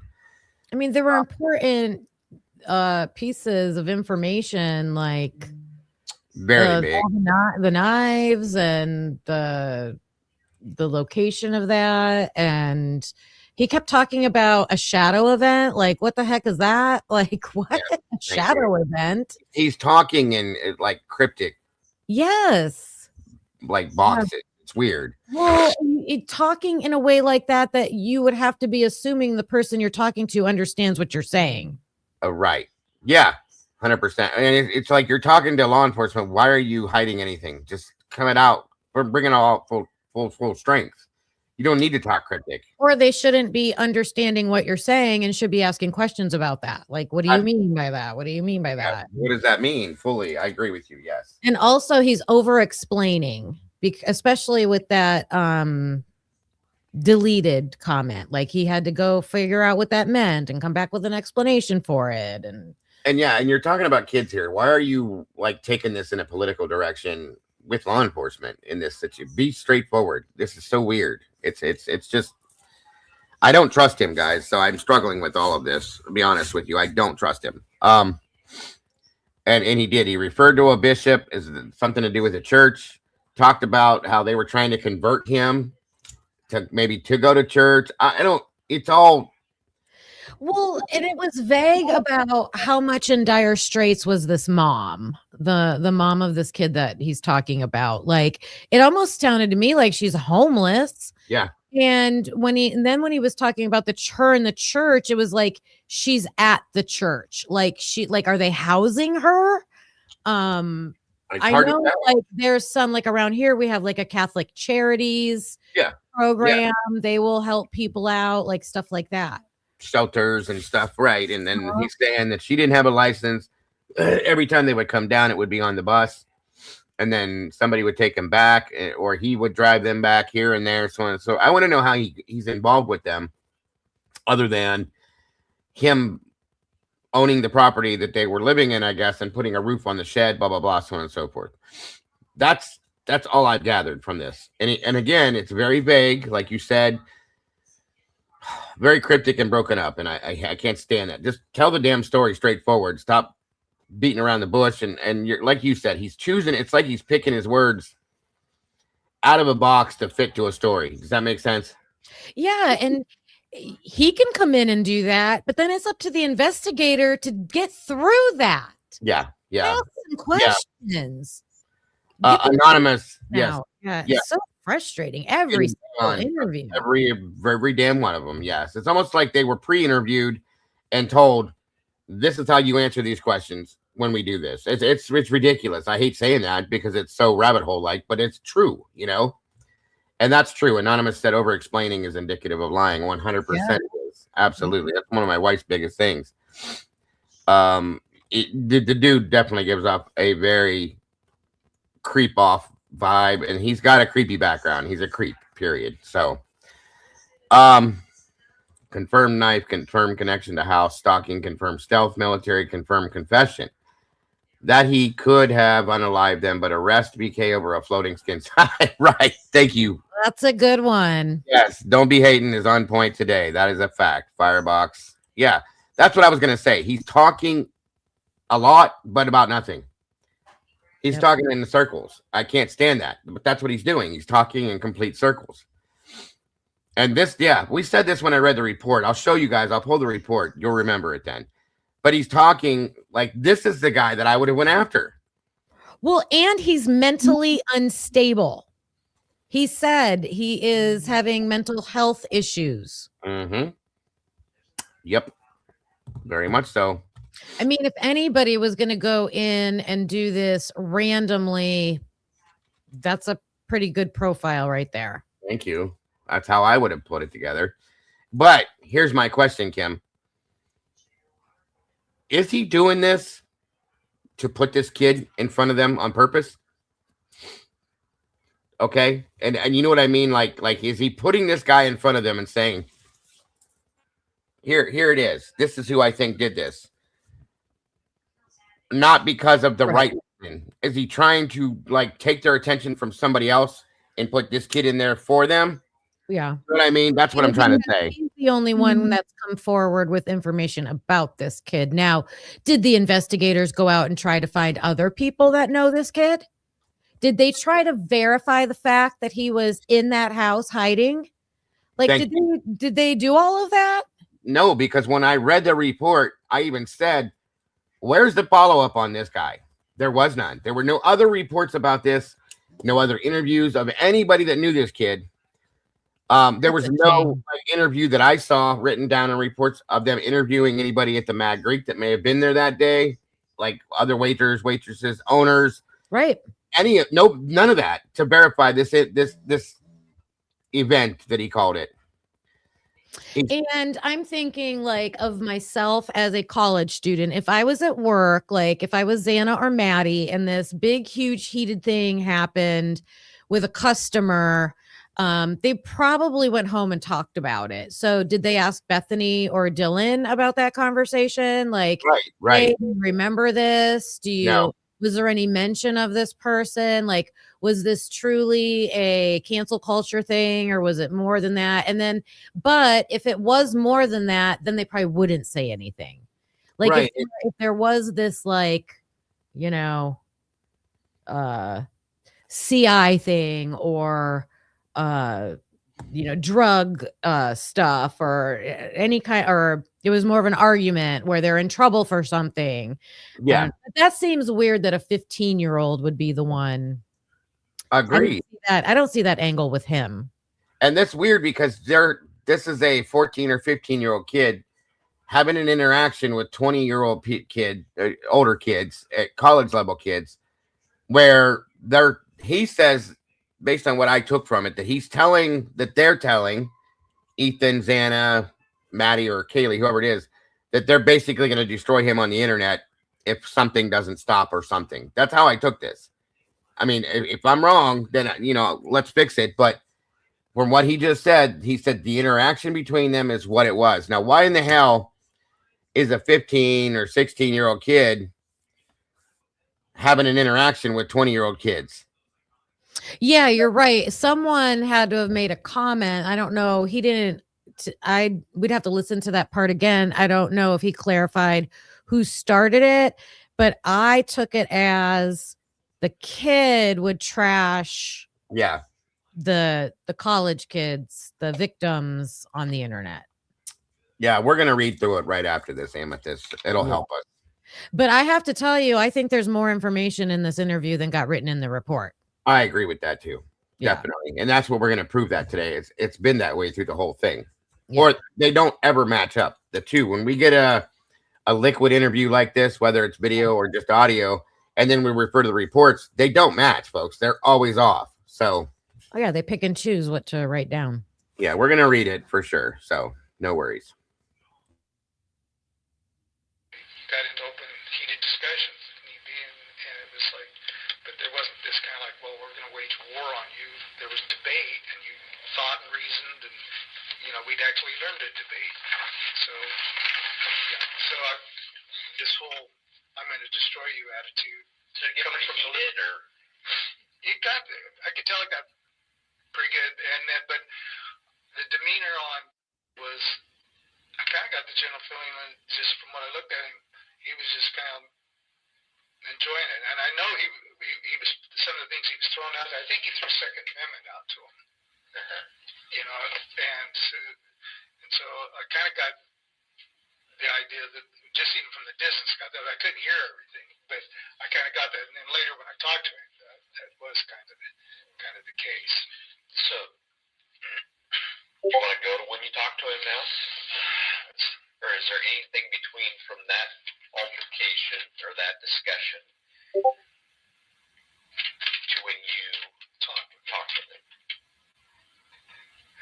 Yes, there is something else that took place in between. So later,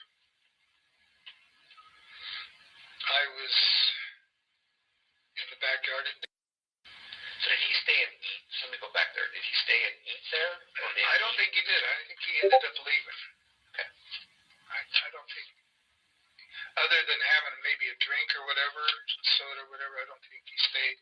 And the other kids that had come by, they were there kind of maybe for part of it, but I think they bailed out. Okay.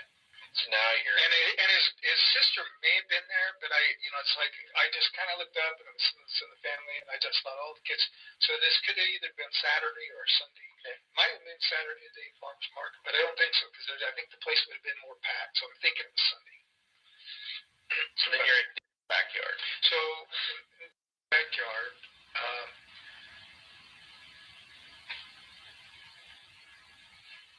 and okay, so several of them saw me at Dale's backyard.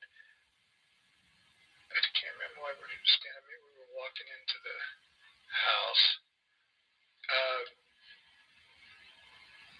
Comes out and this is really important. Just screaming at him, and given she's 3 sheets to the wind, I can tell, and she's just really, really lashing at him. And it's what she said. And it was so harsh, and I mean, she's harsh, but I've never heard her so harsh. And here's what I recall her saying was like, and she was so demeaning about it. You're just a loser. You're just a loser. You're gonna end up spending your whole life in jail. You're ruining my life. You're gonna ruin your life. And so she was really upset about something, what he was doing or where he was going. And I'd never ever heard her be that intense. And it was like, and she was really upset. I mean, it was just tearing her apart, whatever it was. But she was drunk. And so that really stood out to me. And I was standing there any time, but I didn't, at this point, remember, there's some real serious things going on with the meds and what's going on with him. So, but at the time, I know we both stopped in our tracks, and I think I said, man, that's harsh. I said, it wouldn't take much for that boy to snap.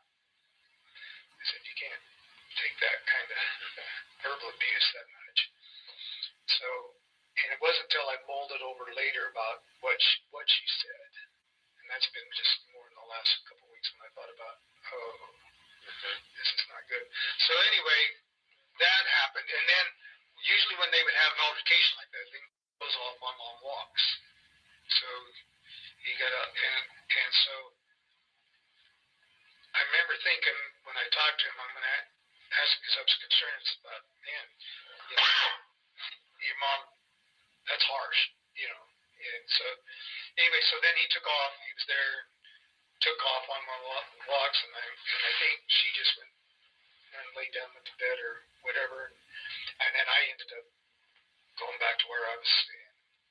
Left there for the evening. Ready to go in. He was tired. So, but that going for a walk, and that wasn't the first time I'd seen him. He'd go on these long walks and didn't come back till way early in the morning.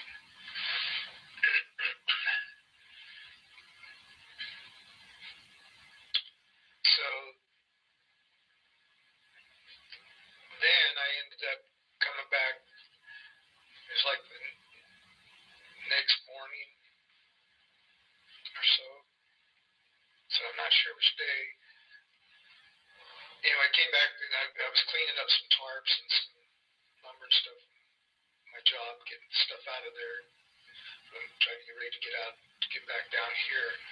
So I was over there, and it was like in the morning, and came through, and I said,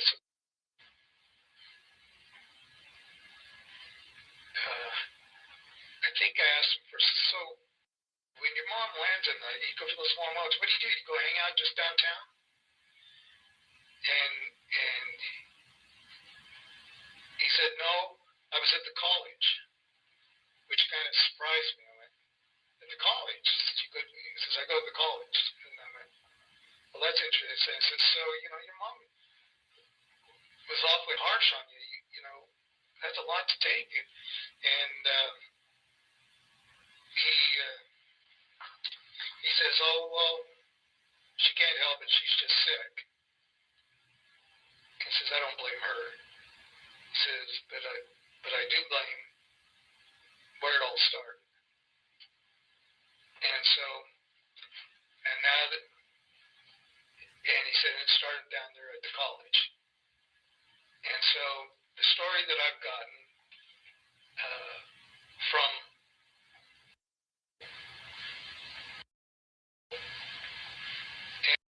That's a good point, Turkey Creek. It does. It almost sounds like he's making the story up as he goes. Like he's trying to find the gaps. You know what I'm saying? And granted, this is a month after the murders happened.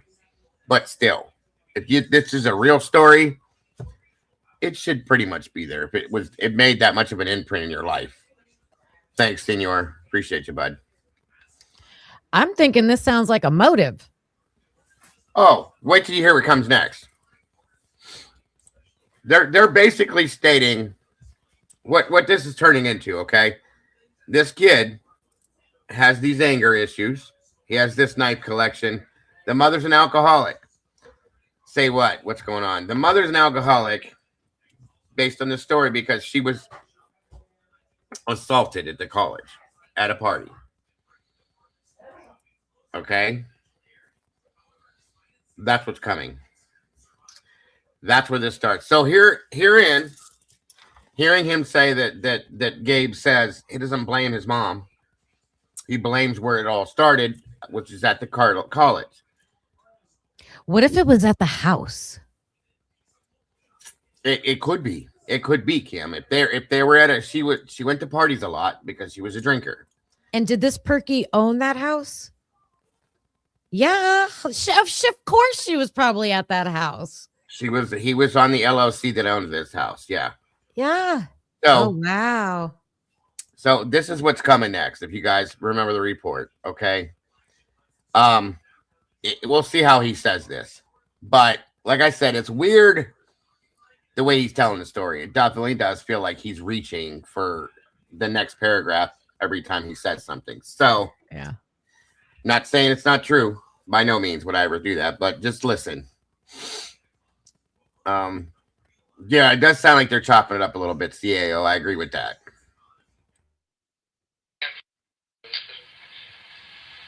And maybe And yes, Mittens, this does make a little sense as to why they think the house was targeted.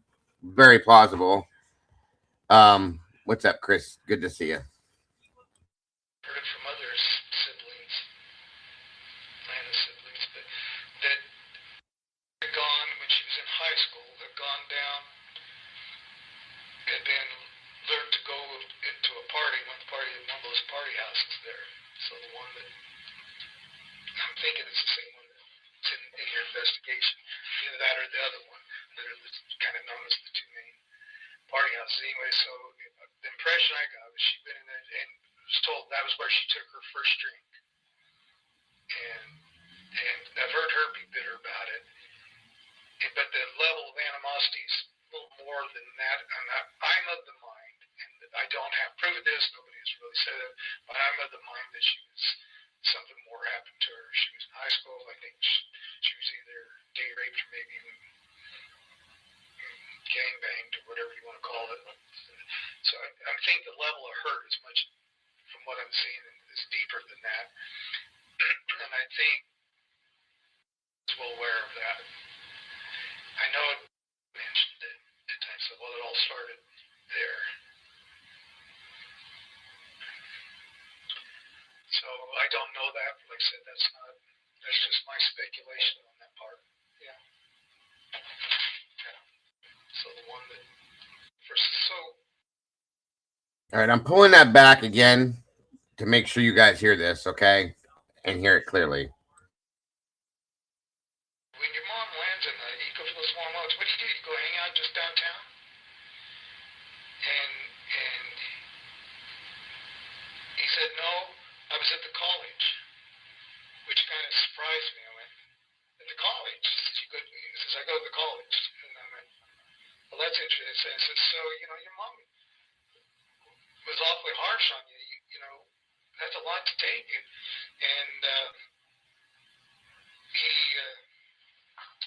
he says, oh, well, she can't help it. She's just sick. He says, I don't blame her.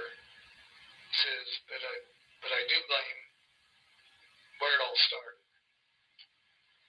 And so, and now that, and he said it started down there at the college. And so the story that I've gotten from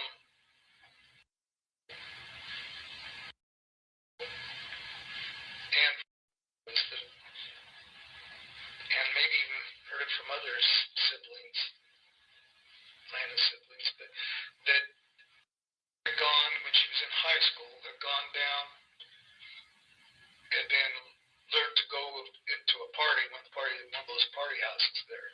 So the one that I'm thinking it's the same one that's in your investigation, either that or the other one that are kind of known as the two main party houses. Anyway, so the impression I got was she'd been in there and was told that was where she took her first drink. And I've heard her be bitter about it. But the level of animosity is a little more than that. And I'm of the mind, and I don't have proof of this, nobody has really said it, but I'm of the mind that she was, something more happened to her. She was in high school. I think she was either gay raped or maybe even gang banged or whatever. So what he's inferring here is that the mother, this is kind of weird to me, but okay. The mother, when she was in high school, was hanging out in those areas by the 1122 house, and there was another one down there too. That went in, had her first drink there, and was either, his words were gang banged or gang raped. Okay, those are his words. Trigger warning for anybody that may affect. I'm sorry. And that's understood. Okay, that can turn somebody to have, future issues, emotional, mental health issues. Facts. I know. Okay, I get it. That could cause alcoholism, whatever, guys. It'll change you as a person, especially a woman. It's horrifying. But these things happen to women. They do. Okay. Well, and if he's a young kid and she's sharing that with him and putting that on him. Well, that's per the alcoholism, in my opinion. If that's how this went down, that she's probably told him, screamed at him, yelled at him. and takes it out on him, and then she takes her feelings out on this. If this is true, of course. So, and it's a horrible thing, guys. It is absolutely horrible. My problem with this is, I don't even know how to explain this. If they're trying to make this a motive for him, first off, he's got to be 14, 15 years old at the very minimum. So the mother has to be quite a bit older, at least, 12 or 15 years older, I'm going to guess. At the minimum, I'll say. I'll give it that. Okay. So she's still late 20s, early 30s or something like this. Probably 30, yeah. There, yeah. That's my guess, at the minimum. And so you're going to go back to this house and attack people in the house just because of the house? These aren't the same people that did this to your mother. If this is what the motive that they're trying to build is, I understand the house itself, but the people are not there anymore. They're not the same people. These people didn't attack her. So that's my only issue with this whole motive thing. It's a little weird. Now, I guess when you're not in your right mind, though. Yeah, that's what I was going to say. If you're in a mental state, I guess it would be a different situation. Almost you could get delusional. You could get, yeah. You want to attack the house, and whoever's in the house in that mind is bad. I guess I get it. You know what I mean? Psychologically, because you'd want to hurt anybody, and of course, hurt somebody. Yeah, your mind is telling you that this house hurt your mother, so in turn, anybody in this house is a bad person. So you're going to hurt them all to get back at the house. I guess. I guess that could make some sense. Sure. Unless this was hammered into his head, somebody saying he was told this over and over again, that could cause a mental detachment. I can agree. Yeah, I can see that. Oh, good point. Amethyst Noir. That it could be just the Greek system, and if said that was like a Greek outhouse, like a Greek house. Yeah, absolutely was. Male and female. There was a fraternity house at one point and a sorority house at one point. So over the years, you know what I mean? You'd think you'd want to attack dudes, though. Agreed. Yeah, because women typically wouldn't be the ones to do this. Yeah.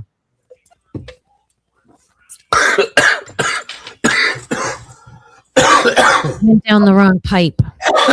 Sorry about that. Yeah, I did. Good Lord. Sorry, everybody. It was stated 1122 was where his mom drank the first time. Yeah, that's what we were just saying, Senor. Exactly. Good Lord. Where'd that come from? In the report, I believe. He just said this? Okay. And he said it in the interview that was where she took her first drink, and then he believes something more happened to her there. Yeah. Boy, choking to death over here. I tried there, SRB. His name is Gabe. It was GP or little G in the reports that we'll pull up here after the fact, Angie, for you that aren't familiar with it. I'll catch you guys up. Don't worry. There can be resentment from locals because the college kids can be seen as wealthy and privileged. I mean, sure. Mm-hmm. Little G, that's it. It was little G. Mm-hmm. Lord. All right, on we go. So I think the level of hurt is much, from what I'm seeing, is deeper than that. And I think he's well aware of that. I know it mentioned it at times, so well, it all started there. So I don't know that. Like I said, that's just my speculation on that part. Yeah. I went and got some water. Perfect. Thank you guys. Appreciate it.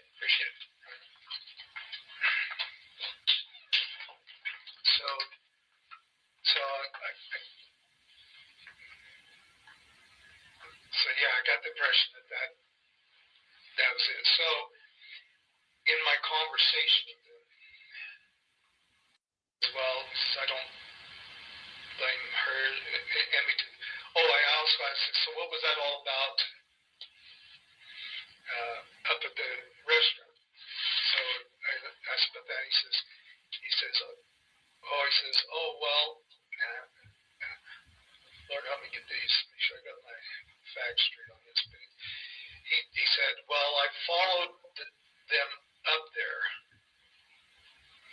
So from the college, he followed them to the Greek restaurant. And he indicated to me that he had kind of baited him in that conversation at the restaurant, the debate thing. And he says, I knew exactly what I was going to say in my answers to him.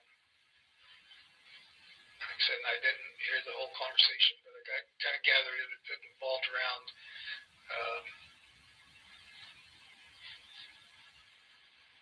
and then he also told me, he says, yeah, and those two girls, and he says they're lesbians. And then I think he addressed actually addressed the idea of, well, if someone wants to kill you, they can use any tool they want. They can use a knife, they can use their hands. A gun's just a tool. So, I mean, I got the impression he went down that debate a little bit with him at the restaurant. But I don't know that 100% because I didn't hear it. But he seemed to indicate that was kind of the two planes. But he did make mention about the two girls. And then that's when he kind of opened up and said that then he indicated that he had, after that, and when he went on his walk, the long walk, so the walk was in the evening. This was long after the morning thing. But he went, so I get the impression he'd been there several times. But he said he went back to the house, and he says, I was there when they came home. Oh, God help me. This breaks my heart. So you said they came home. He says, I waited. Girls or at the house. He says, I waited till they came home. So I'm assuming everybody. Okay. He says, I was in the house when they came home. And here's the quote. One second.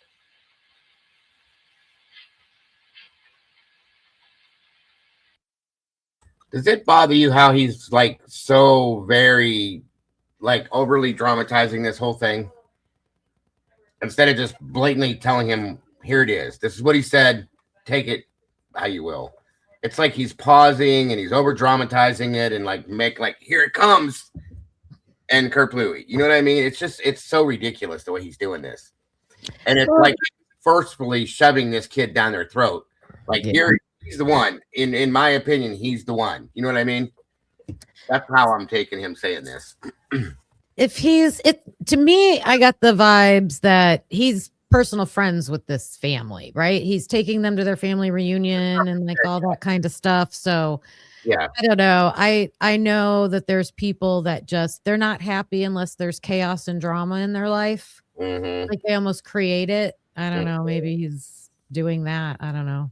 It's just, it seems a bit much is all I'm saying. Like tell the story and let them decide. And it's like he has to articulate every bit of the story for the police to make them see this. Like he's trying to do two things at once. Like he's trying to say like, oh, this breaks my heart because he cares about the kid. He's trying to make it seem like, but at the same time, he's shoving him, literally throwing his kid under the bus completely. Yeah.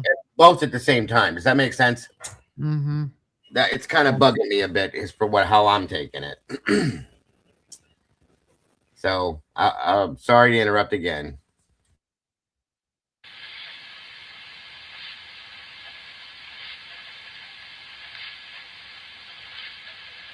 They had no idea that I was there.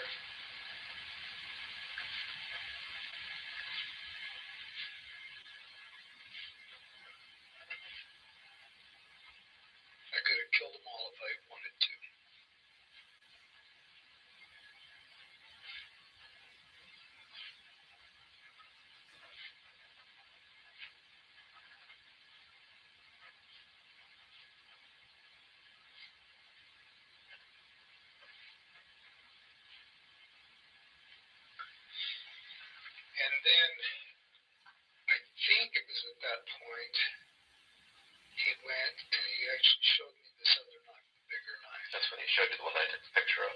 Yeah. The other one, the other smaller one he had was similar to this too. It had the barbs on it, but it wasn't near as big as this last one. The last one, I don't know whether it just kind of shocked me and then I was spinning from. Just describe it to me as far as was colors of everything if you can remember. Colors of smoke. That's a good point.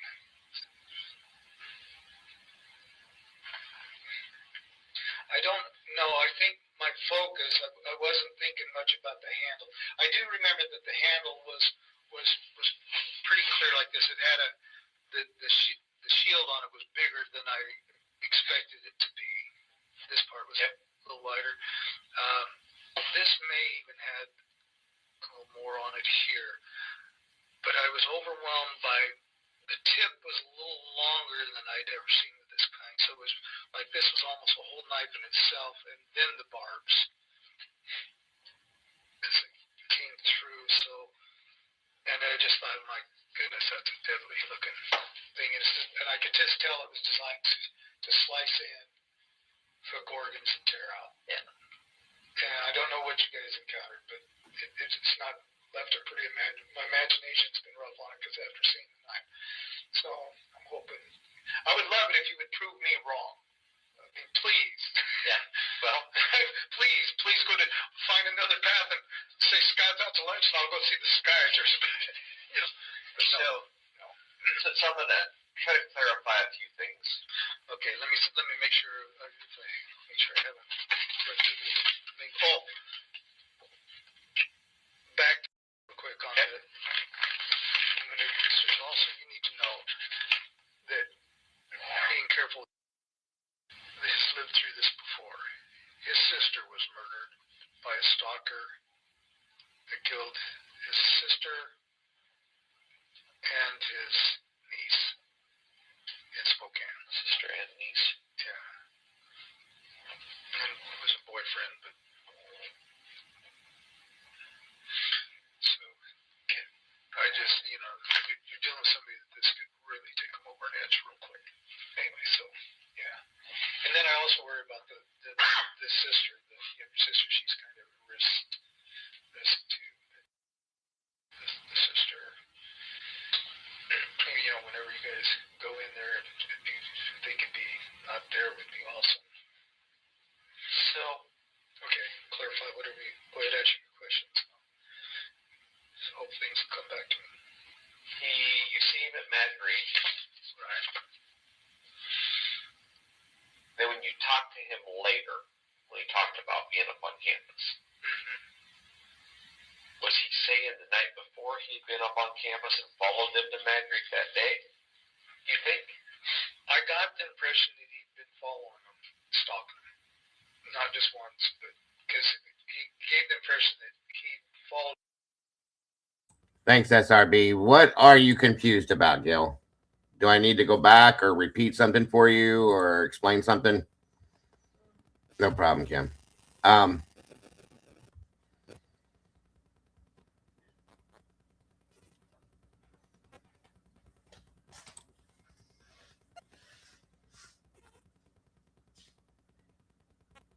Anything? Or you want me to keep going?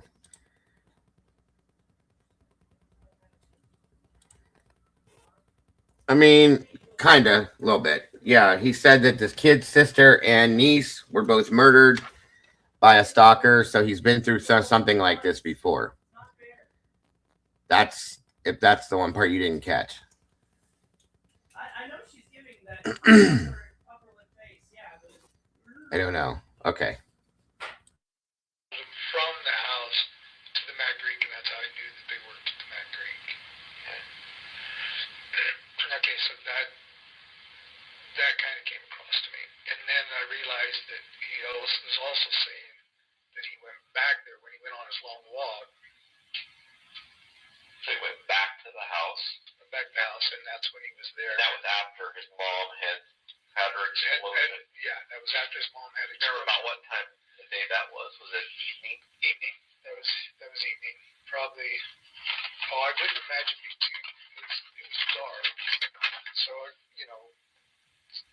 June, May, June. So like 9, 10 o'clock. 9, 10 o'clock. And she ringed him, holding her hind in, and then he went for a walk. And it was the first time I'd seen him go for a walk. And I was just kind of curious, though, where he goes. Does he just go hang out downtown? And so I was just kind of curious. And I said, so where do you go? You just go hang out downtown? And that's when he said, no, I go to the college, which totally wasn't expecting that. Right. And then he talks about going to their house, being in their house. He said, yeah, I was there when they came home. Yeah. But how did he know where they lived? That's a problem, okay? He doesn't explain that. The kid didn't explain that to him. Like, how did he know where he lived? So that's an issue too. We'll say that. Any other comments about that? Anything? Just so that he could kill them all. I could have killed them all if I wanted to. And then Can you give a reason why? well, yeah, the reason that I gather was because the college is where the philosophy comes from. So this whole, it's basically right out of Marx's, the Communist Manifesto. So that whole thing, he feels like it's being fed, developed.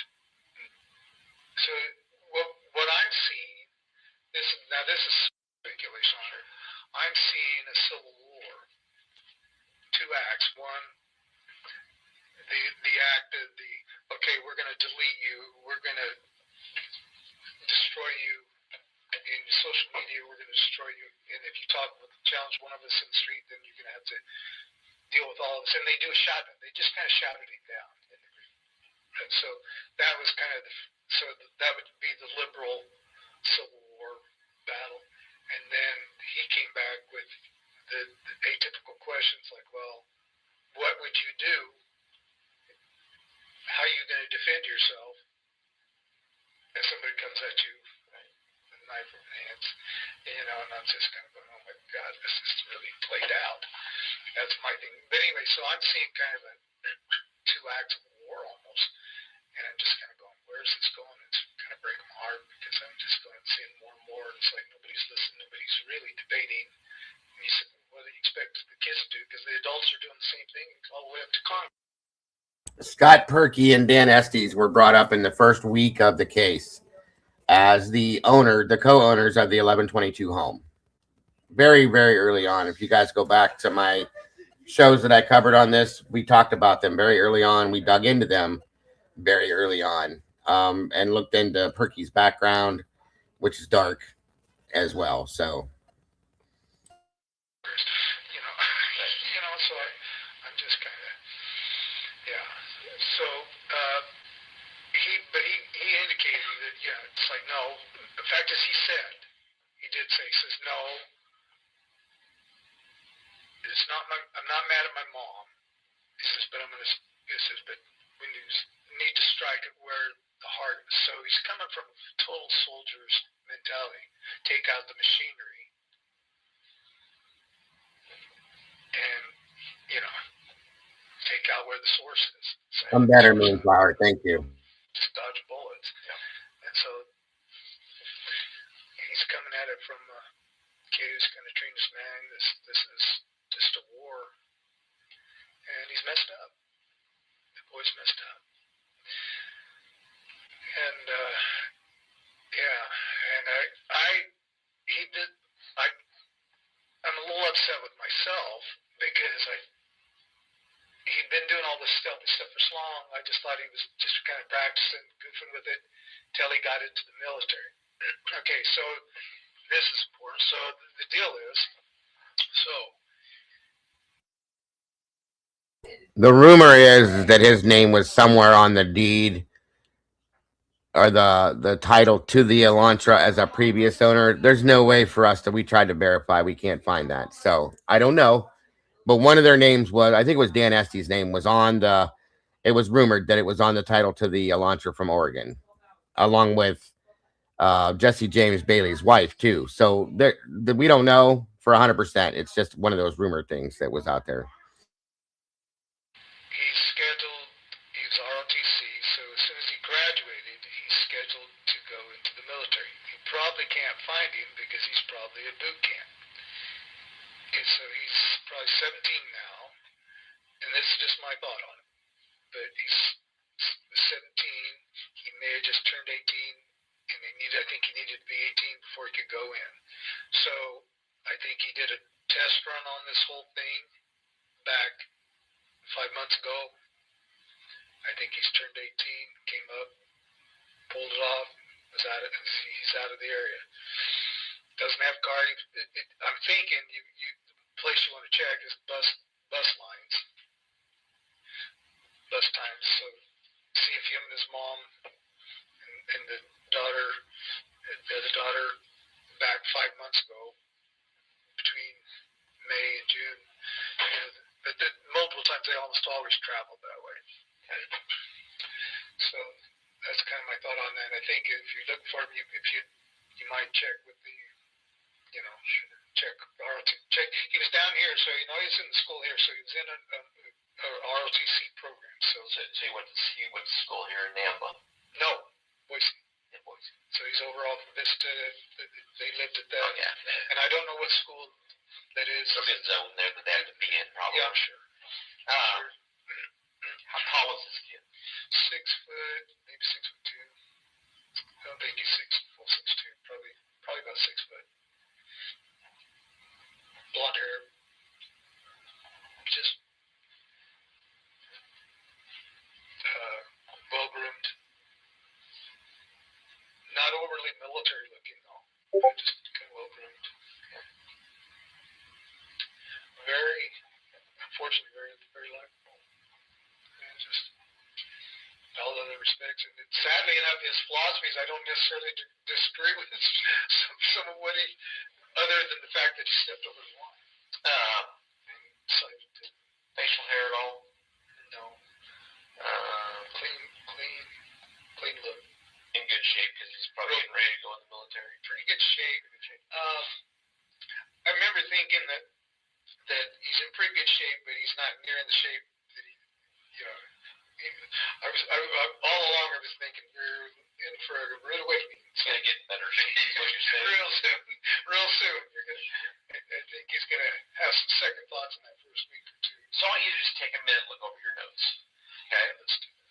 And then what I'm gonna do, once you look them over, if you don't see anything new, I'm gonna go back through this with you to see the jogs and anything. All right, see if I've missed anything. Yeah, he'd been studying military style extraction hits. How do you know that? Because he talked about it. Was it like online or? Yeah, online. I got the impression he spent a lot of time with him. It'd be worthwhile. I was always curious about whatever videos and things he was watching. I had no idea. He didn't. His mom would go into a rampage and he'd haul off into the room a few times at his house. We spent the night there one time. It was really a comical night, actually. This big old bulldog they had as a pet. He loved this big bulldog. This big bulldog literally just climbed right up on top of him. Sleep on it. So every time I push him up a little while later, this dog would be right up. This dog's 100 pounds. Yeah. Shit. I just kept laughing because poor he's snoring and this dog's on him. Oh, okay. Okay, after extreme verbal attacks, he'd go on long walks. Him and his sister would sleep in the double bed downstairs. Yeah, we talked about that. What's that? We talked about that. Okay. Okay. Part of the reason I put the roof on, one was I wanted to be able to do lessons there of that thing, but he'd also talked about they wanted to come up and be available to help her dad. Okay. And so I'm thinking that they, from what I got from when I stopped at the street market, that they had seen that's the thing, they've done an intervention, I think, so she may be in rehab right now. So I'll check. And I think there was,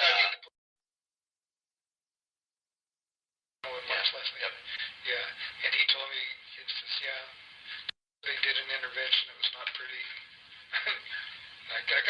the police have been there, so there might be something that you guys. Sure.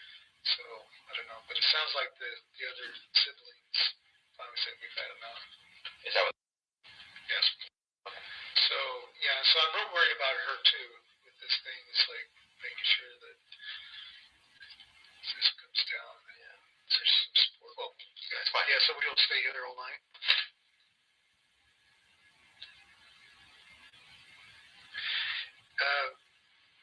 One thing about him, he had a propensity just to keep us cool. The boy.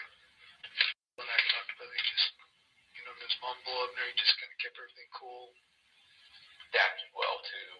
Yeah, he didn't react too much to his mom. Occasionally, she'd get under his skin, but he didn't just explode. It wasn't like an explosive.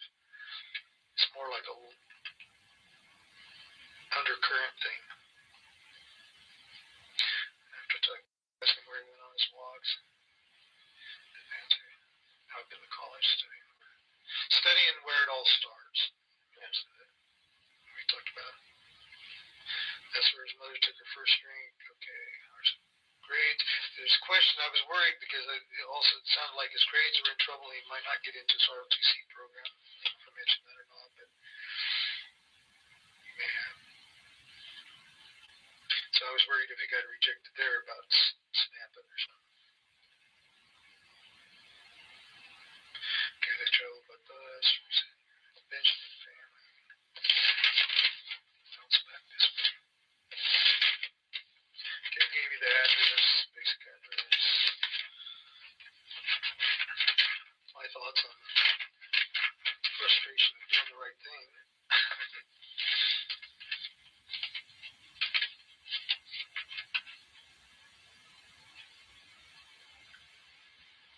I told you when they had the encounter, the one encountered the Magritte, then the other one came in, joined in, and the third person came in. Okay, so. Okay.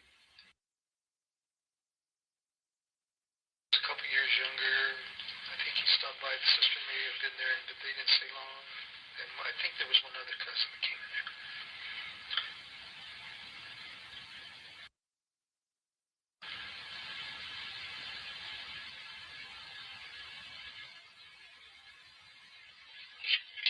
I was at that house when they came home.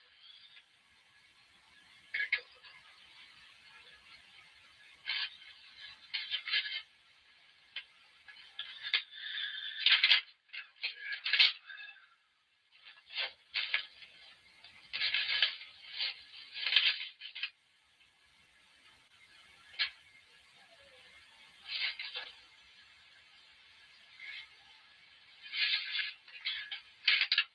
I know that day there was basically had like a whole liberal camp just coming right down his throat up there, and then he bailed out of there. Okay. And then you see him that evening again, right, in the backyard. And that's when Lana went off, and that's when he left, and you didn't see him until the next morning again. Yeah. And that's when he talked about. Yeah, I came back by to pick up tarps and stuff, and then while I was still, my head was still kind of spinning with it all. Actually, I was cleaning up.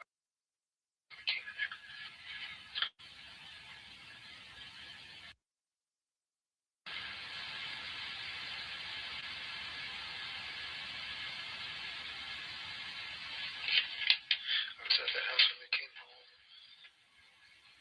Got killed them.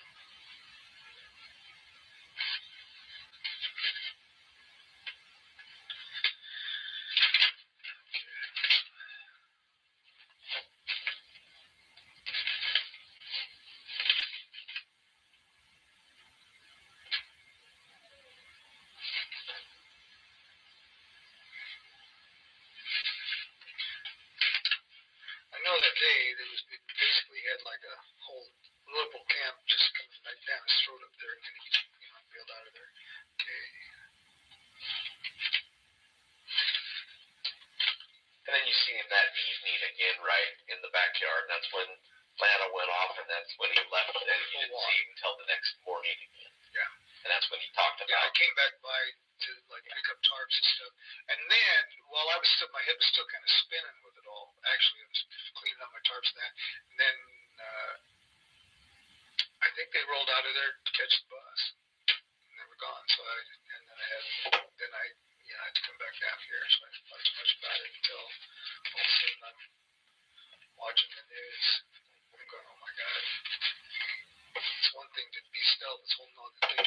through on it. And so it's all kind of, from what I've gathered, you know, I'm sure you guys got a lot more. So why over that? Yeah, I think he's also kind of that part of that why was defending his mom, the date rape, first drinking. And then the other thing is that is like, so his life's been a pure hell because every time she gets drunk. So I'm sure that, you know, that's in the mix. You know, and the house party, that house party, or that party house was the source of it all. So it really is kind of an attack against the house as well as the individuals. You know, so. You're talking the King Street house? Yeah. That one, I'm assuming either the other one. I'm not exactly sure which of the two houses, but I recall it seems like even driving by or sometime or other I drove by there with when people said, well, that's the house where I took her first drink. So, and I got the impression that it was some girls that had actually, that was the other thing. So there was girls that had actually got to go to the party there. So she was back in high school. So that was back in the Gosh, it's 70s, maybe. 80s. At least 80s. Yeah, I'd say. So, wait a minute. So, his oldest daughter is, I think, a year older than my daughter. So, she's in the middle. So, let's, yeah, say 80s. I don't think 80s, maybe even 90s. I don't know.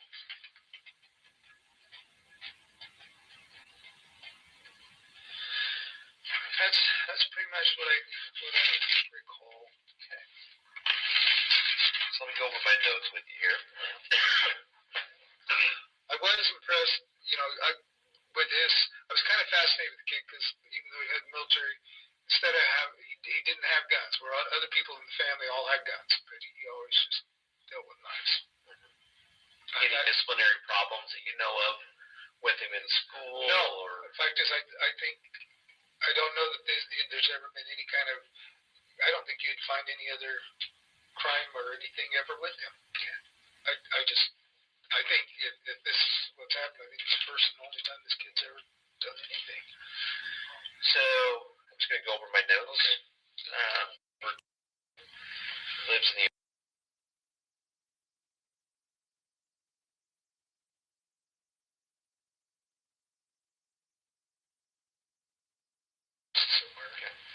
I've never heard a kind word about him.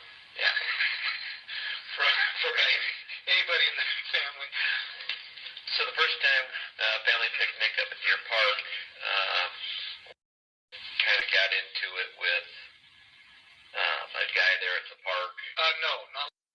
Was it one of the other sisters? That was sisters. One of the other sisters. Okay, sister. No, I actually stayed pretty cool during that time. So that would have been the sister that's most likely. Oh man, she tear me apart if she heard that. Which one?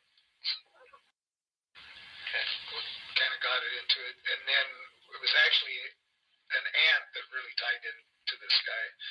When the guy kind of tied in on to her niece, then this other older aunt tied into the guy, and it got pretty verbal and crazy. And you were, I mentioned, you kind of walked up on the hill to watch. But later when when campfires and stuff were going, and these guys were getting the cabin where I was staying, and Lana and her kids were staying in a pub tent right close by there. Those guys were getting three. So I don't know if you caught that, but the mother's name seemed to be Lana, Lana, just like Lana. There's that too now, which makes sense because it matches the letter that we were given before in the report. She's man, and they had guns, and so I was just kind of thought, well, I'm gonna sit up on the hillside and watch, and make sure the kids when there was part of the family had to walk by there to get to their campers. And just want to make sure. And all of a sudden, you're up there. She was also just very stealthy, man. He's right beside me, and I thought, and then he showed you they had a knife. Yeah. Okay. Then. And I didn't think too much about it. As kids, I had 13, 14, 15. Sure. That's, Stays to himself, wants to go have a military career, but he also, you've seen the hunting skinny type knife, but also the 7-inch knife as well. I don't remember too much about the smaller knives. I just remember he had one significant, probably like typical Schrade, about that size. Sure. Hunting knife. Most of the men my dad's age would use those for their main hunting knife, and they all carried a smaller skin knife or a real good old timer pocket knife or whatever they skinned out the deer with. You heard that maybe that knife that he had, even the initial one, had I kind of related it to being more like saw barbs. Yes, yeah, I know you're talking about. And that, but the bigger one, the later one. The later one. Yeah, definitely. This wasn't for sawing wood. Yeah. You know, the bigger, it just, if it is the same knife, it sure didn't seem like it was just much bigger. And I realized, I remember thinking he'd bought a new knife, a bigger, more serious. But, so we're going to jump a little bit ahead to possible locations for 2 sheds in the backyard of the place. right. Also a wood pile. The wood pile that's on the across from the sheds, Yeah, or in the basement. or possibly in the basement. Those are the areas up there, and he could even be living up there for all I know. Sure. I've been up there since. So in the middle of June, somewhere in there, you are at the Mad Greek on either Saturday or Sunday. Ethan served you wine. Is that the name of the? That's the boy. Yeah, and I remember. I thought maybe he was doing dishes or working in the back, and it was coming out. We're coming out of COVID, and so everybody's short on help. So I wasn't real sure if he was really part of the help or not. He may have been just jumping in to help out, but he poured me a glass of wine. I think I ordered. I didn't have a beer that night. I had a glass of wine that afternoon. At some point in time, comes in possibly with leaves, and he starts to have a And conversation. I think there was another cousin with another boy cousin. But those guys left. Yeah, they stayed for a little bit during the debate and then rolled out, I think. Okay. They didn't stay too long. Yeah. And there may have been, like I said, the sister may have been there. But I just, yeah. So they ended up having a conversation with Ethan, Xana, and one of the other 2 girls. The boy, Ethan didn't go down there till quite a bit later. I mean, So the 2 girls had, the first one girl was tied in, and Perky, the other one was just a bang in, and I was like, well, that's intense. And I kind of think I'd seen him do a similar thing to somebody else before. So that they were pretty out front with their political views on things. so then we think he leaves without eating. Later, Yeah, I just had a soda or water or something there. later that evening, you're in the backyard screaming, "You're just a loser. You're going to spend the rest of your life in jail." You're ruining my life. You ruin your life. Did it say how old his sister is? What if she's a college student? I was wondering that too. 'Cause I couldn't catch an age. That's an interesting point, though. She could be. Someone in the chat also said that his age was, the birth date was 2003, so he might be a couple years older than what this guy's saying. Maybe. I don't know. College campuses are pretty college only. Like if you're that age and you're just like, that age hanging out, you wouldn't know if you were a college student or just someone local that's hanging out. But high school students hanging out in a college area thing, I don't know. I can't see that flying. It doesn't match up real well. I agree. No. Now, if they didn't know how old he was, I mean, if he's taller, 6 foot tall, 23 now, they're saying, I mean, maybe maybe they wouldn't, he didn't let on that he wasn't a student. I don't know. So he was probably like 19 or 20 back then, if he's 23 now. That's what I was gathering. Maybe he just misappropriated his age, not knowing how old he was for sure. Right. And he's certainly, like I said, he was over around 6 foot or taller. Right.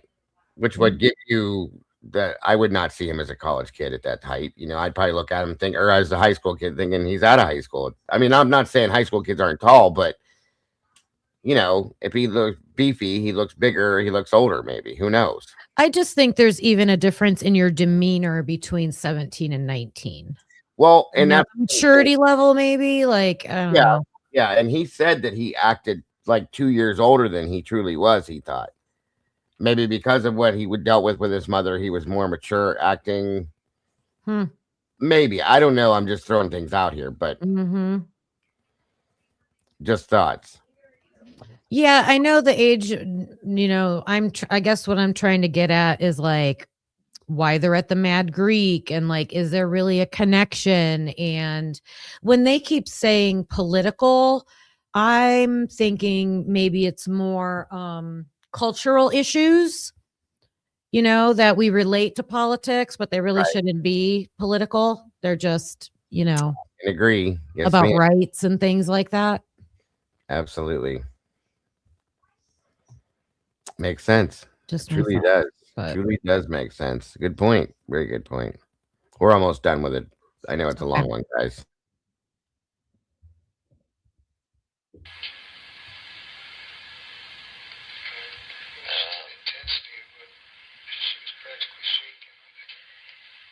Leaves on long walks after these explosions. Doesn't come back until way early in the morning. And I don't know if you guys caught what I said, that the mother's name seems to be Lana. That's what he's referred to her twice now. So, and that matches in the report, the letters that were given for their names. You and I have talked about this quite a few times. This was hot for a while. And I kept thinking, because I knew her initials were L. I think it's LM, isn't it? I believe so. Yeah. I kept thinking it was that Lakeland. I'm like, where's that? I wanted to know more about that Lakeland. Yeah. And the only thing that threw that off was that she's the older mother of this kid. So, same initials though, LM. Yeah. Good to know. First now name. We know her name and his name. We just need a last name now. Yeah. Next morning, you're over picking up tarps, cleaning up some stuff. Shows back up. You ask, where do you go? He says, he's over to college.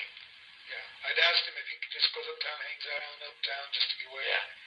Because, it's very emotional what he would do. So, yeah.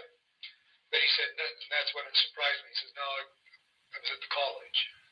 Yeah. And then he blames basically that everything started at the college, went to parties at the college and drank. Went to her first party. I don't know if she ever went again or not. I don't know. Possibly even rape. We don't know that. But speculation. And then you asked him about Mad Greek, and he basically said he had followed them from the college to Mad Greek. That's how he knew where they worked. Right. Said the two girls were lesbians. So that made me think he had been in the house at night before. But I don't he didn't necessarily say that. Yeah. That's what made me think. Had a impression that debated about all weapons with them. Some about knives, guns. After they he was just baiting the argument. Using the other side. Yeah. Argument.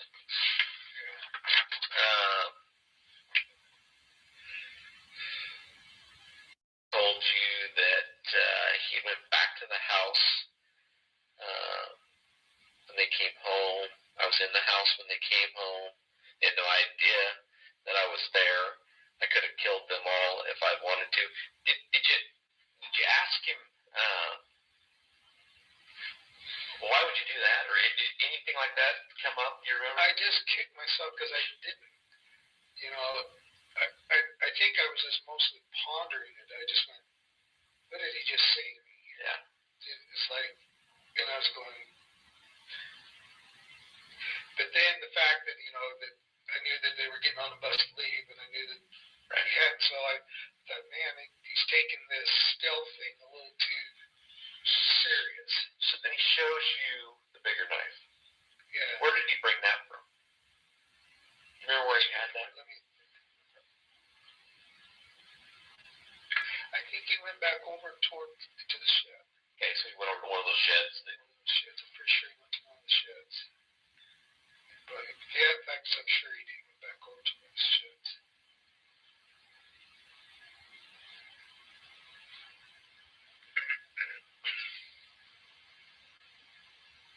Okay.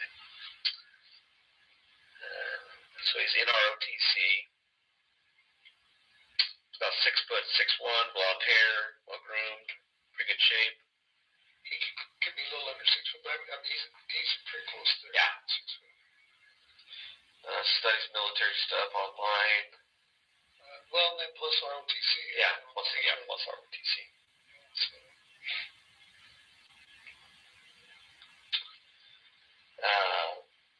We can check out the intervention that they did. she might be in real estate.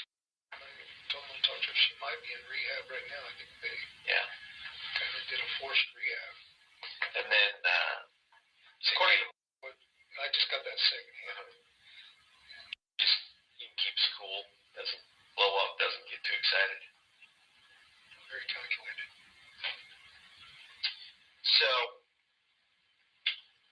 I really like the kid, to be honest with you. yeah. It's breaking my heart. Because I just look going, man. Yeah, I'd like I said, if I'm 99% sure this is probably where it is. But if that 1%, you're right, I would be the happiest camper Well, you know, in the universe. You know, we'll obviously be doing some follow-up and stuff. So if we need to interview, you know, if, let's say, we find out some stuff that they don't know we know, but we need to recontact you.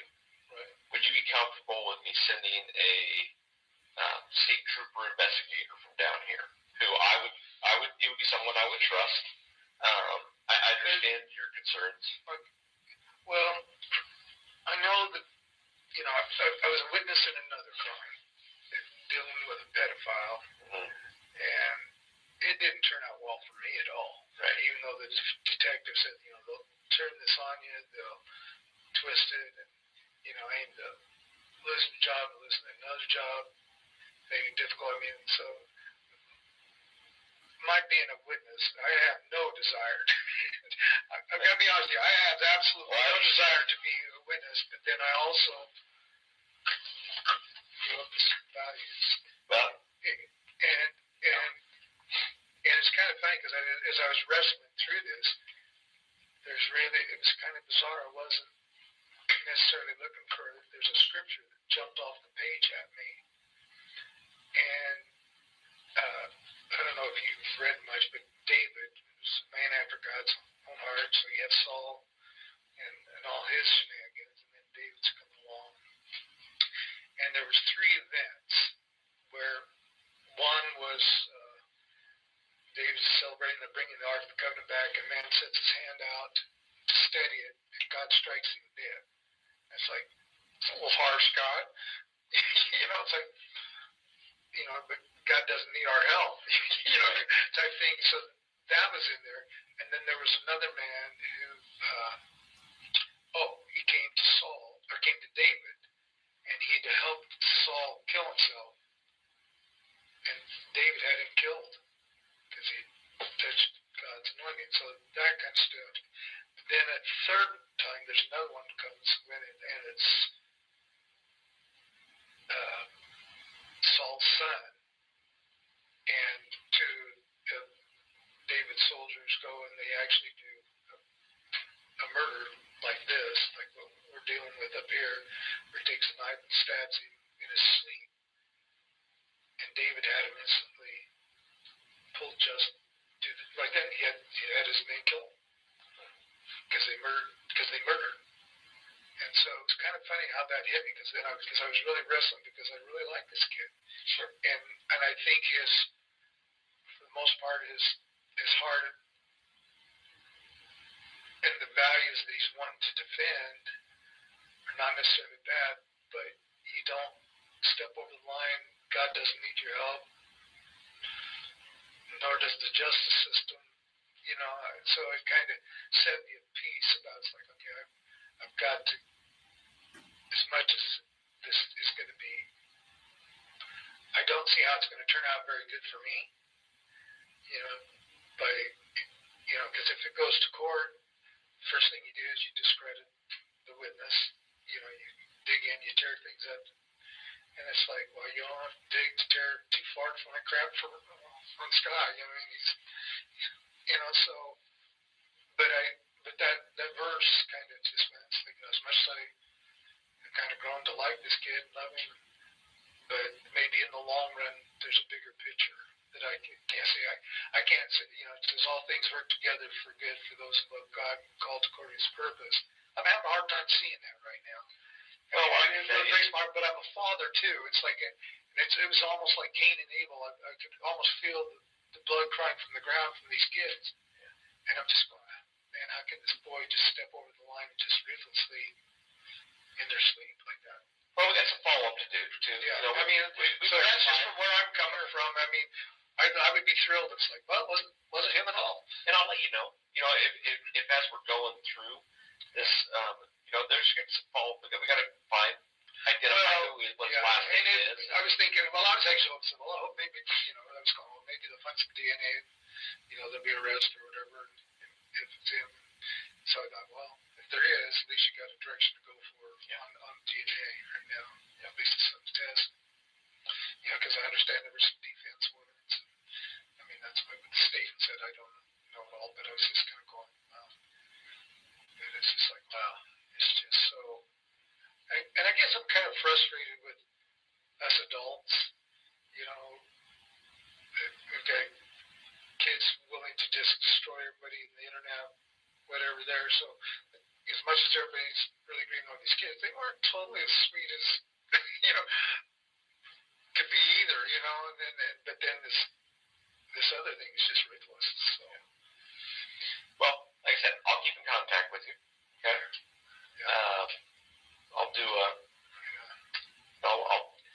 my biggest thing now is I'll pass this along to the investigators who know way even more than I know. Right. And let them.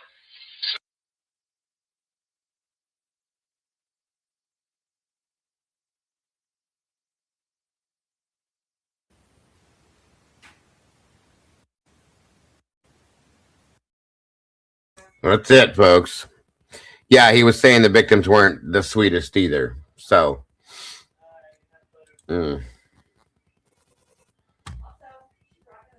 I got to tell you,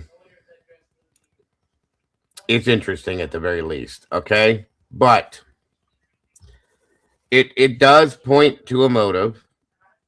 It's kind of a loose one, but it's there. I would have went with this if before a white car that we can't identify and a guy that has no ties to the community whatsoever or the victims. Right. Yeah. I'm wondering what date is this interview, because we can't go by the I guess we can go by the report because 12/13/22 is what it says on here, but let me pull the report. That's why they didn't pay attention to it, because they were already, in my opinion, I think they were already on to Brian. Of course they were. But that's that this guy waited so long. That's another one of the problems with this whole thing, Kim, because whether you're on to Brian or not, this should give you. It just irritates me. Number 77 was the one this was, I believe, correct? I mean, at least call that kid in. Go get him. Look for him. Something. Yes. Thank you. Interview him. Yeah. Oh, my gosh. Everybody. Like I said, ask about that Mad Greek encounter. How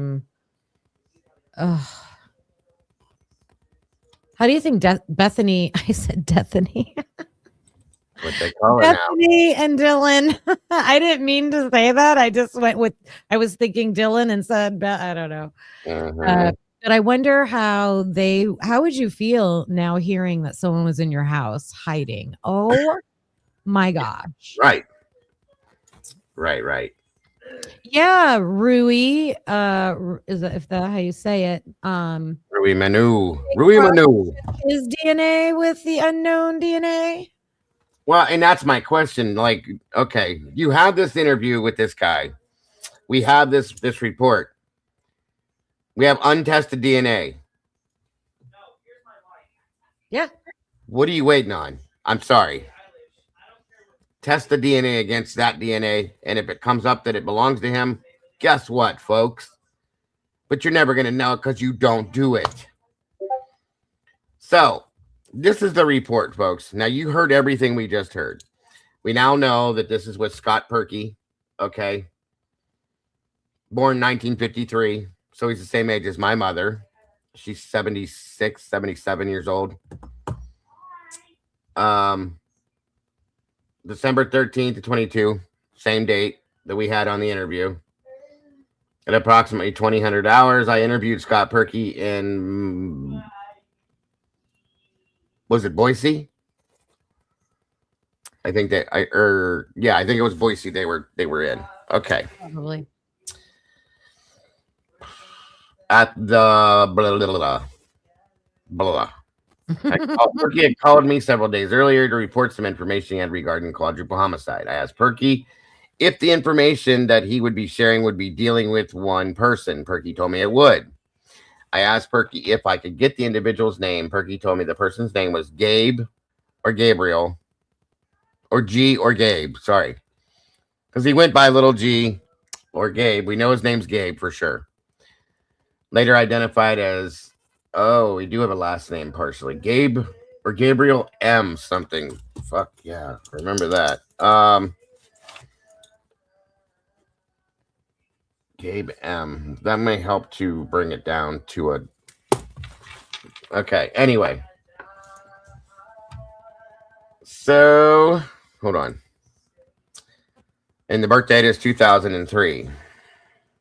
So that would make him.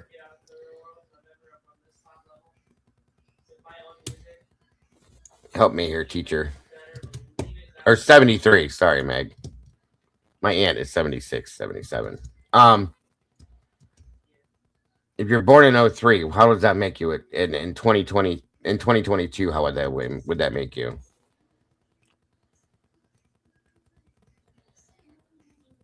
I can't do math like that in my head. I have to do everything on paper. 23 now. Yeah. 2026. Yep. 2023. Yep. So 3 years ago, he would be 20. 20. Well, Depends when his birthday is. He could have been 19 or 20. So he wasn't as young as this guy made him out to be. So there's that. Okay, we'll go with that. Right. That makes him being on college campus a lot more understandable. Mm-hmm. Yes. Perky told me he did not know the individual's last name, but believed he knew where he lived. Perky told me that he lived in the blank apartments. Perky told me this apartment is just off of blank avenue. Why would you have to put that out? Exactly. Even Carlos has issues with that. Like that's stupid shit like this. It's so dumb to me. Like that's huge information. What if it's like the White Apartments or the Queen Road Apartments or Yes. Although they live in Boise, right? Because they travel from Boise to Moscow. Right. Okay. Absolutely. So, think about all the people we know from Boise. I know everybody's from flipping Boise. Everybody that was involved in this case. It's pretty much so. Is across right? Hold on, let me back. I got lost myself. He lived in the blank apartments. Perky told me this apartment is just off of blank avenue, then turn on to blank lane, and then right on to blank street. And the apartment is across from the blank blank. Perky told me Gabe lives in the blank apartments. That sounds like they're describing Moscow. It sure does. Linda Lane. I don't know. Yeah. Yeah. I mean, he's pretty detailed with that too. So, Perky began by explaining to me that he had done a lot of work. This will answer your question, Meg. He had done a lot of work for DK. Yeah, I want to know who that is. Me too. It sounded like it was a landlord, like someone who owned an apartment. Right. Who is the prior owner of... Oh, wait a minute. Blank. DK. Is that the Mad Greek owner? Condolio or Constant? No, I have it backwards. I'm sorry. Anyway. Donkey Kong. Yeah, right. The first name starts with a K and the last name is different. So anyway, Perky told me he has been a friend of the family for many years and has done handyman jobs in the past for D. Perky told me in 2020 he drove D, his daughter Lana, now we know, and Gabe up to blank to a place the family goes to have vacation almost every year. Perky told me after they got there, R, who is one of D's sisters, got into an altercation with a male who was camped near where they were. Perky told me it was a heated argument, but everyone eventually went back to their campsites. Perky told me later in the evening when he noticed R and Lana were walking past the male's campsite, so he went up on the hills where he could observe and make sure nothing was going to happen. Perky told me that he had been up on the hillside for several minutes in the dark when all of a sudden Gabe just appeared out of nowhere. Perky told me it startled him for a minute because he never heard or saw where Gabe came from. Perky told me Gabe pulled out a knife to show him. Perky told me this was a hunting style knife, and Perky told me that he had spoken to Gabe, who had showed a great interest in having a career in the military.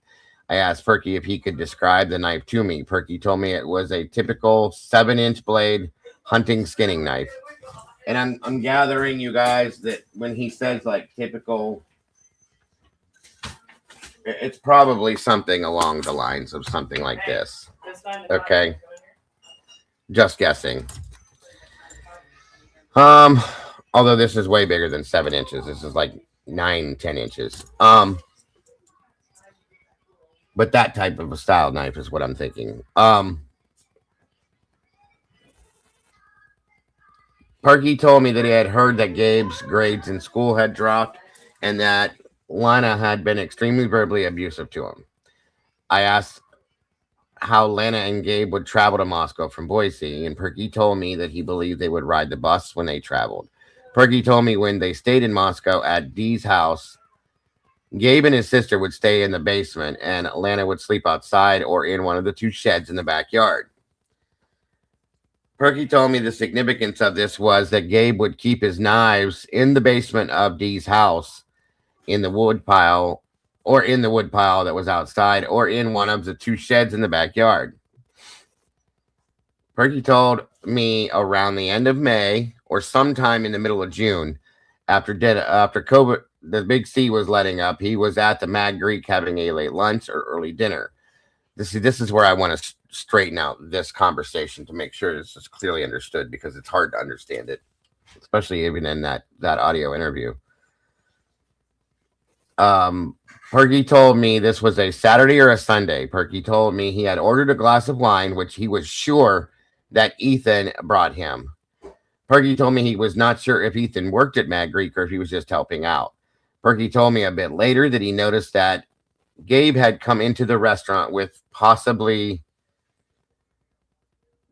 D, who was Gabe's cousin. There's another one, another D.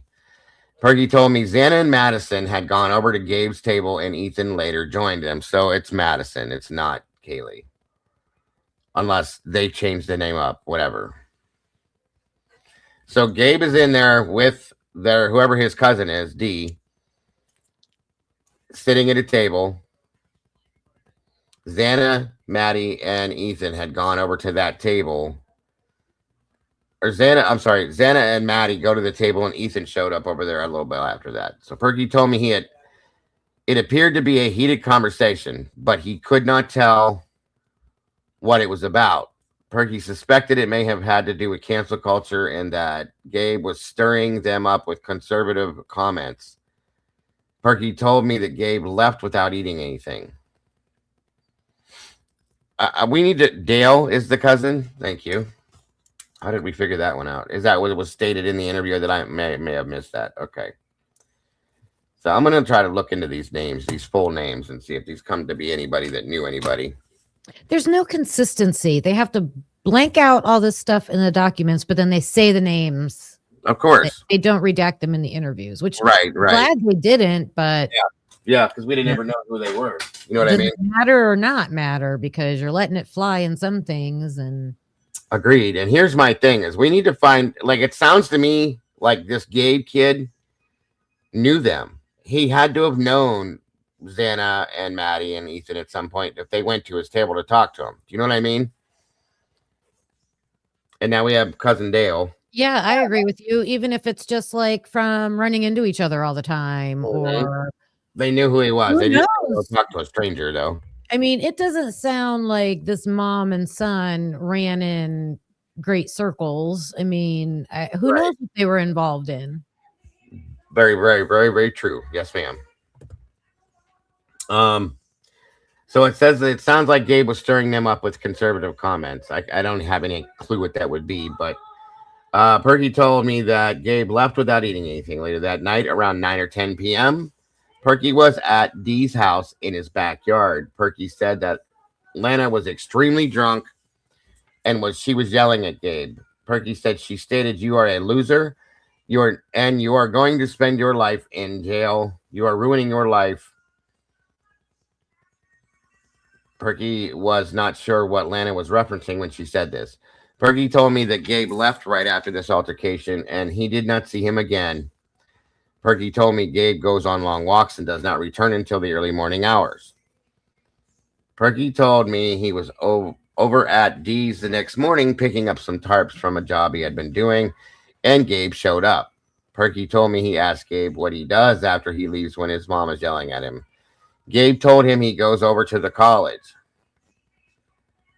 Perky told me Gabe believes the college is to blame for how his mom is. Perky explains that Lana went to parties at the college and began drinking. Perky told me he does not know for sure, but he believes that Lana had been raped at one of the college parties.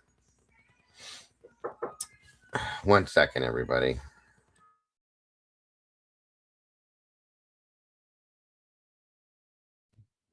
If I could see, I would keep reading it. Let me see your comments. Sausage Biscuits, you are reading the book. What'd you say, Kim? I was just filling the air. Oh, I'm sorry. I was reading a comment. So I said Sausage Biscuits said that they're reading Howard Bloom's book, and on page 96, Gunderson confessed to others he was unprepared for the strong smell of blood the moment he entered the house. Mm-hmm. Surprise. Interesting. All right, let's see. Now, here's the thing. Hold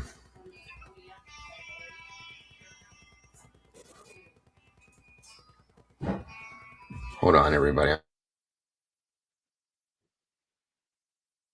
In the interview, Scott Perky slipped up and said gun before knife. I thought I might have.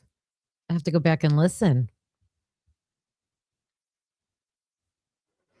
This written report doesn't capture, I don't think, half of what was in that interview. That's crazy.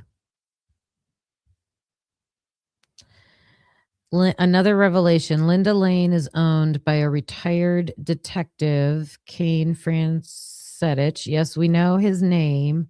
I didn't know he was a retired detective. He owns a portfolio of real estate, including all of the Linda Lane apartments. Well, he runs the Linda Lane. Yeah, owned by a detective. Okay.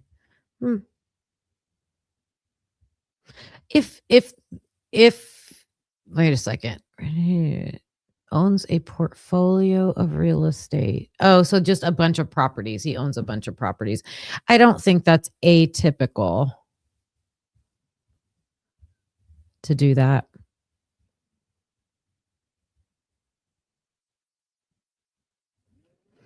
Altruistic murder, yeah.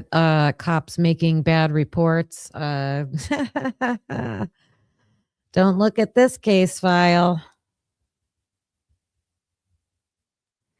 Oh, CAO Kane. That's a good point. Maybe one of the people that lived at 1122 went to high school with this Gabe. Even though he would be younger than them, you can still be at the high school at the same time. Whoever's from Boise, which is only Dylan and Bethany, right? Aren't Dylan and Bethany from Boise?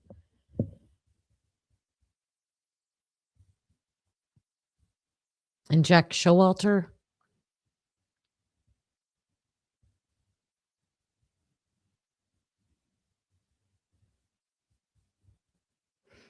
You spelled it right, sausage biscuits. I believe it's BLUM, but I don't know. Half the people say Bloom, half the people say Blum, but I listened to him say it and he said Bloom, so that's what I say. Bethany's from Reno. Wasn't there a picture of her and Jack Showalter? Is her sitting on his lap, though? Was that real in high school? All right, I'm back. I have no idea. Sorry about all that. There was some kind of a weird thing going on with my electric in my house. It was flickering and doing weird stuff. So, oh, well, everything's melting up here. So, like, the big icicles are falling. Oh, yeah. The snow's melting. Yes, very true. It's warmed up a lot. Just thinking it could pull on something. Yeah, possibly. So, no, that was Emily, they said. Meg said, Emily. Okay. Yeah, I knew it was more blondish hair, not Dylan. So, moving forward with this here, Perky told us that he... Someone said it's the ghost. It probably is. I'm telling you, I do have one here.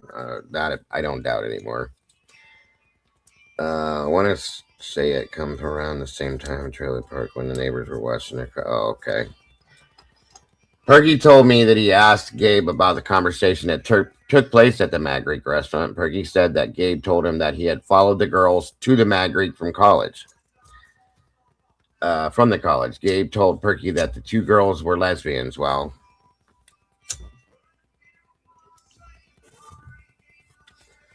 we know that's not true, but okay. Gabe told Perky that he had went back to the girl's house when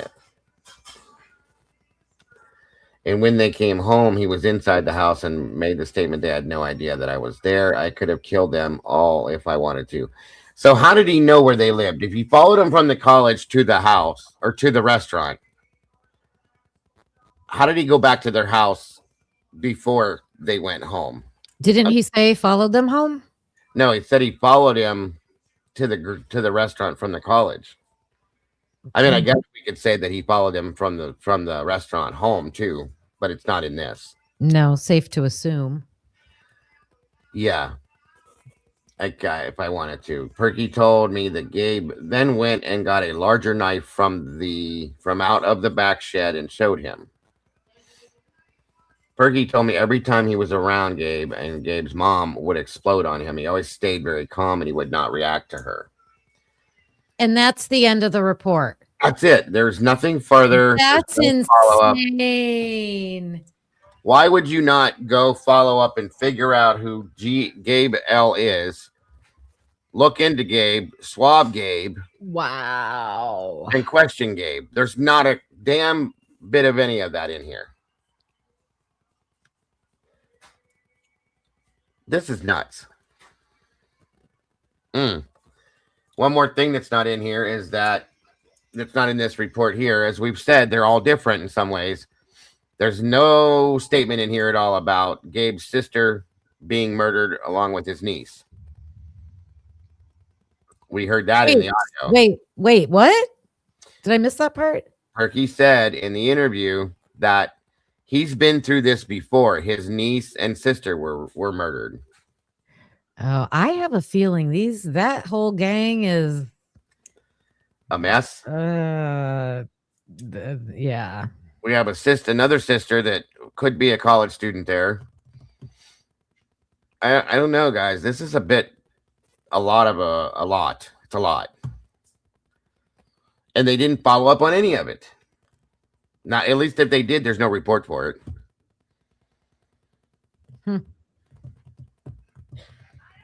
It's cray.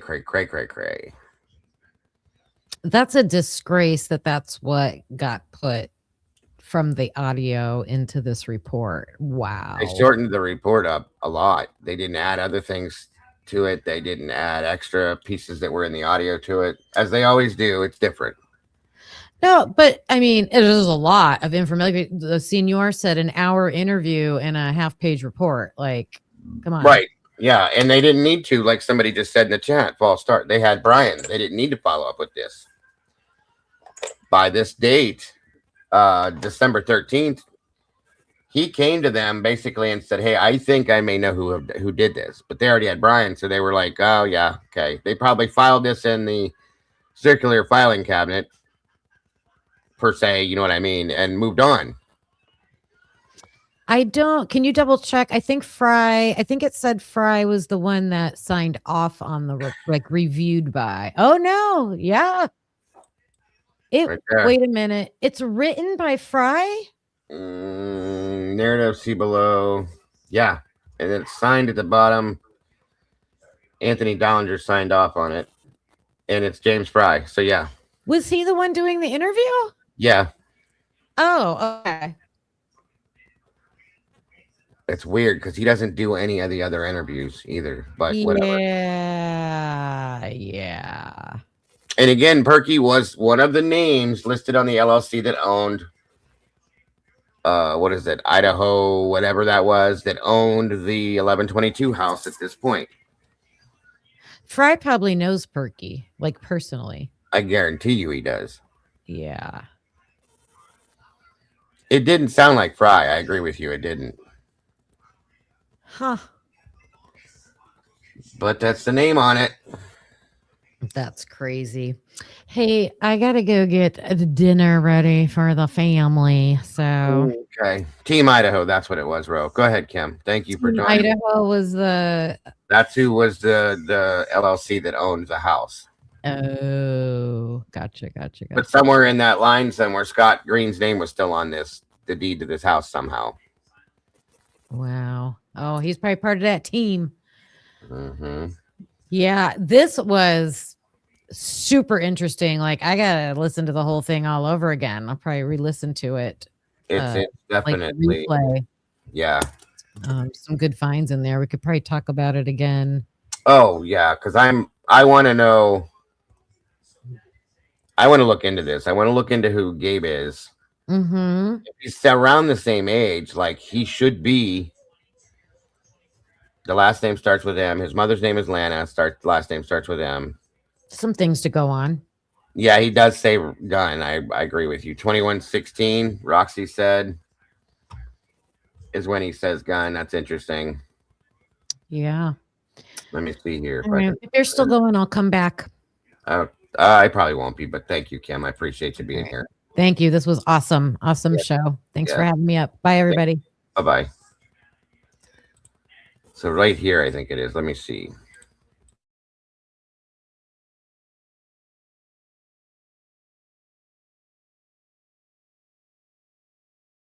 He did say gun right there. It even showed up on the closed caption.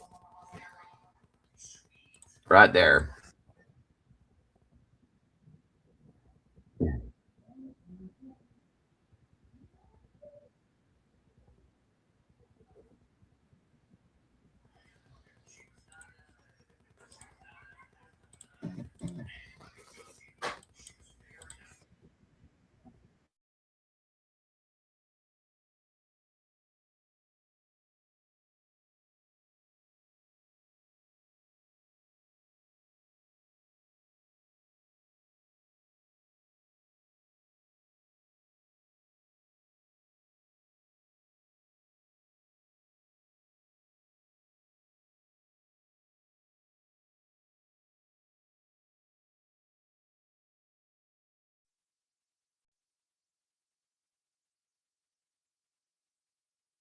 Anyway, so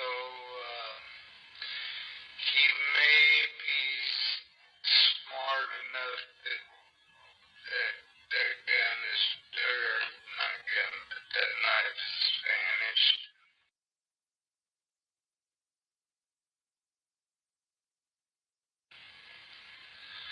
Okay. But anyway, so he may be smart enough that gun is dirt, not gun, but that knife is vanished. There's that. That's an interesting. I put the sound on. Did you guys hear it that time?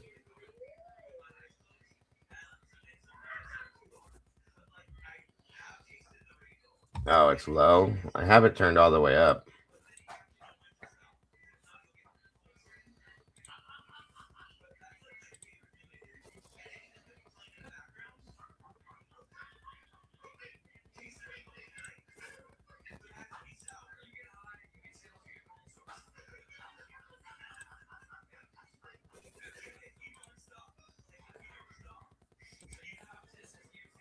Yeah, it's turned all the way up.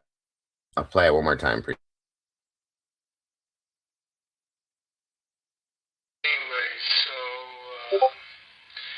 he may be smart enough that gun is dirt, not gun, but that knife is vanished. Yeah, he said that gun or not that gun, but knife has vanished.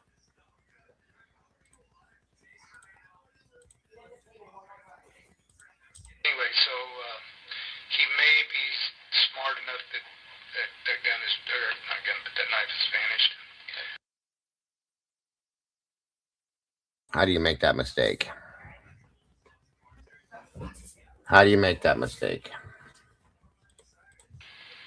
Okay. But anyway, so he may be smart enough that gun is dirt, not gun, but that knife is vanished. Two different things, in my opinion. That shouldn't be a mistake you make. Just saying. Yeah, he said it clear as day. That's very true.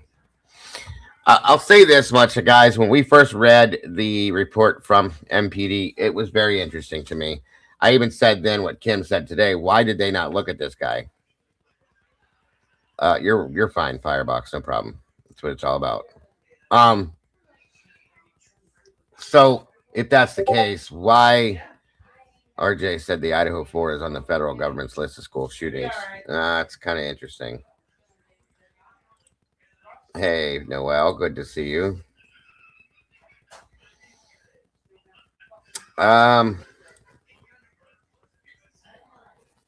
This is crazy, you guys. They should have really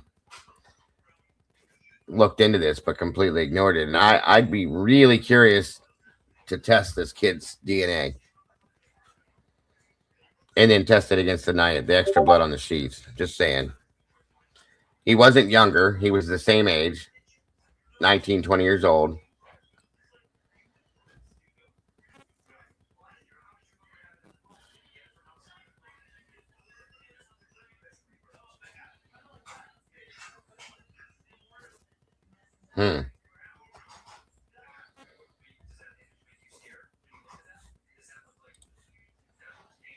I don't know, altruistic. That's a good point and a good question. Does he exist?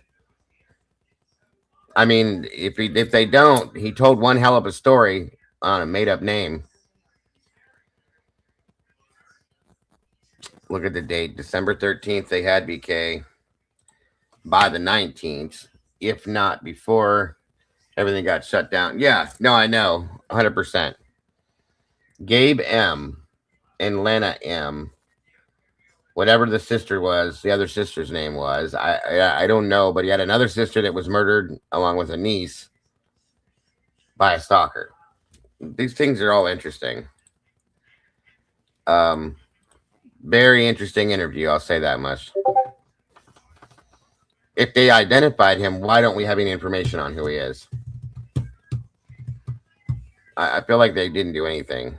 It's crazy, altruistic, you're correct. But We've said that about other things that ended up being real. So who knows? I'm not saying it is. I'm also not saying it's not. It's almost like Perky came out and said, "Okay, I'm going to tell you this story,"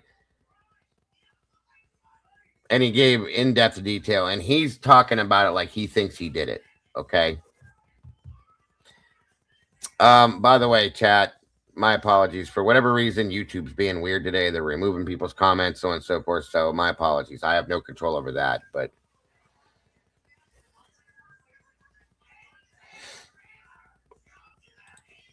you can't find a birth record. For who, Cat Farm? Do you have a full last name? And we have a cousin Dale, too.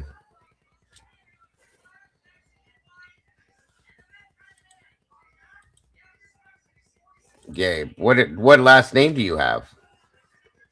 All I have listed is M. I don't have a full last name.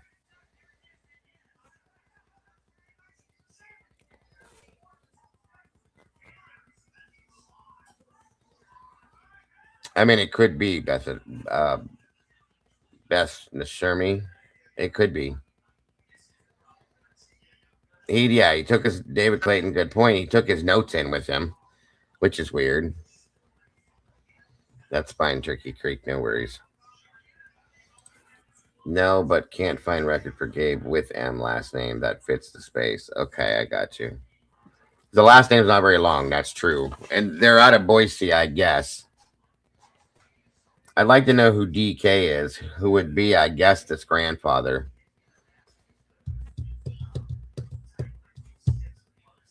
No problem, Donna. I think that's probably going to do it, guys. We're here 3 hours, 15 minutes. It's about right around the time we would run. It's something to think about. We might talk about this tonight as well. If you guys find anything else on this that we don't know anything about, please let me know. Namoa.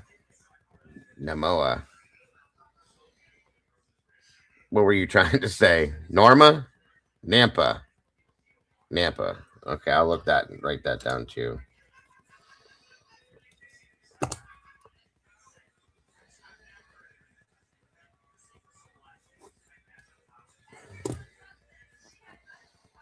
Thank you guys for being here today.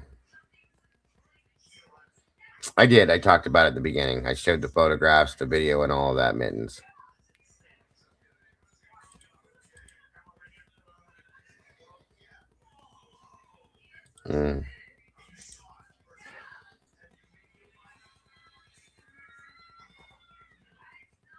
Could be Bren.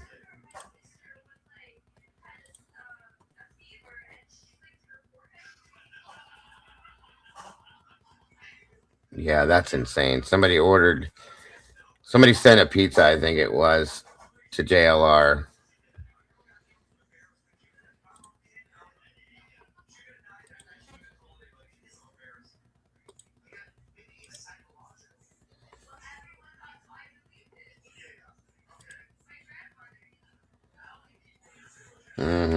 Yes.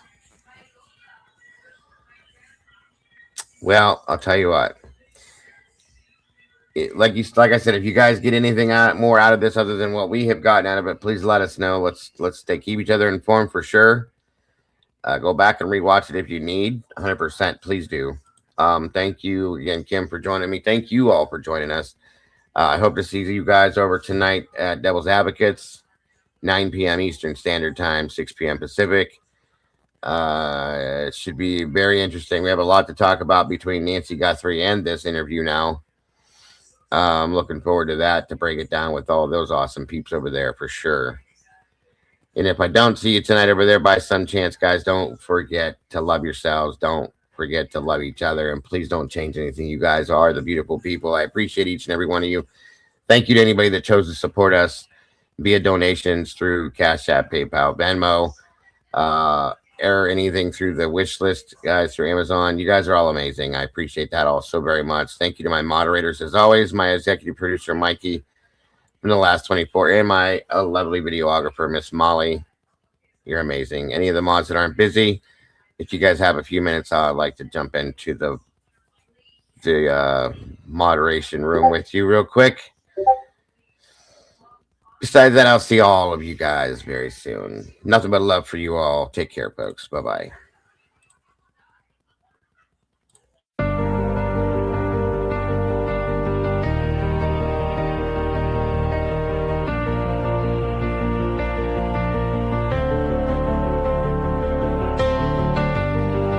The coffee's cold, the final stain.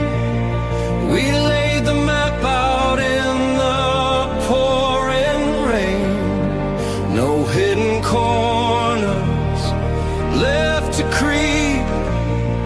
The dark truth woke while the city was asleep. The evidence lines up straight and true. A perfect picture of what they chose to do. The quiet street erupts in flashing light. A reckoning delivered in the night. SWAT serves the warrant, loud and clear. The sound of justice, the only thing we hear. At the True Crime Cafe, we watch the suspect finally pay.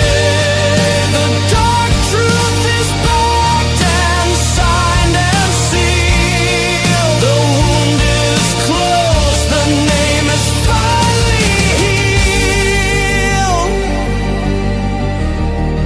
It's finally healed.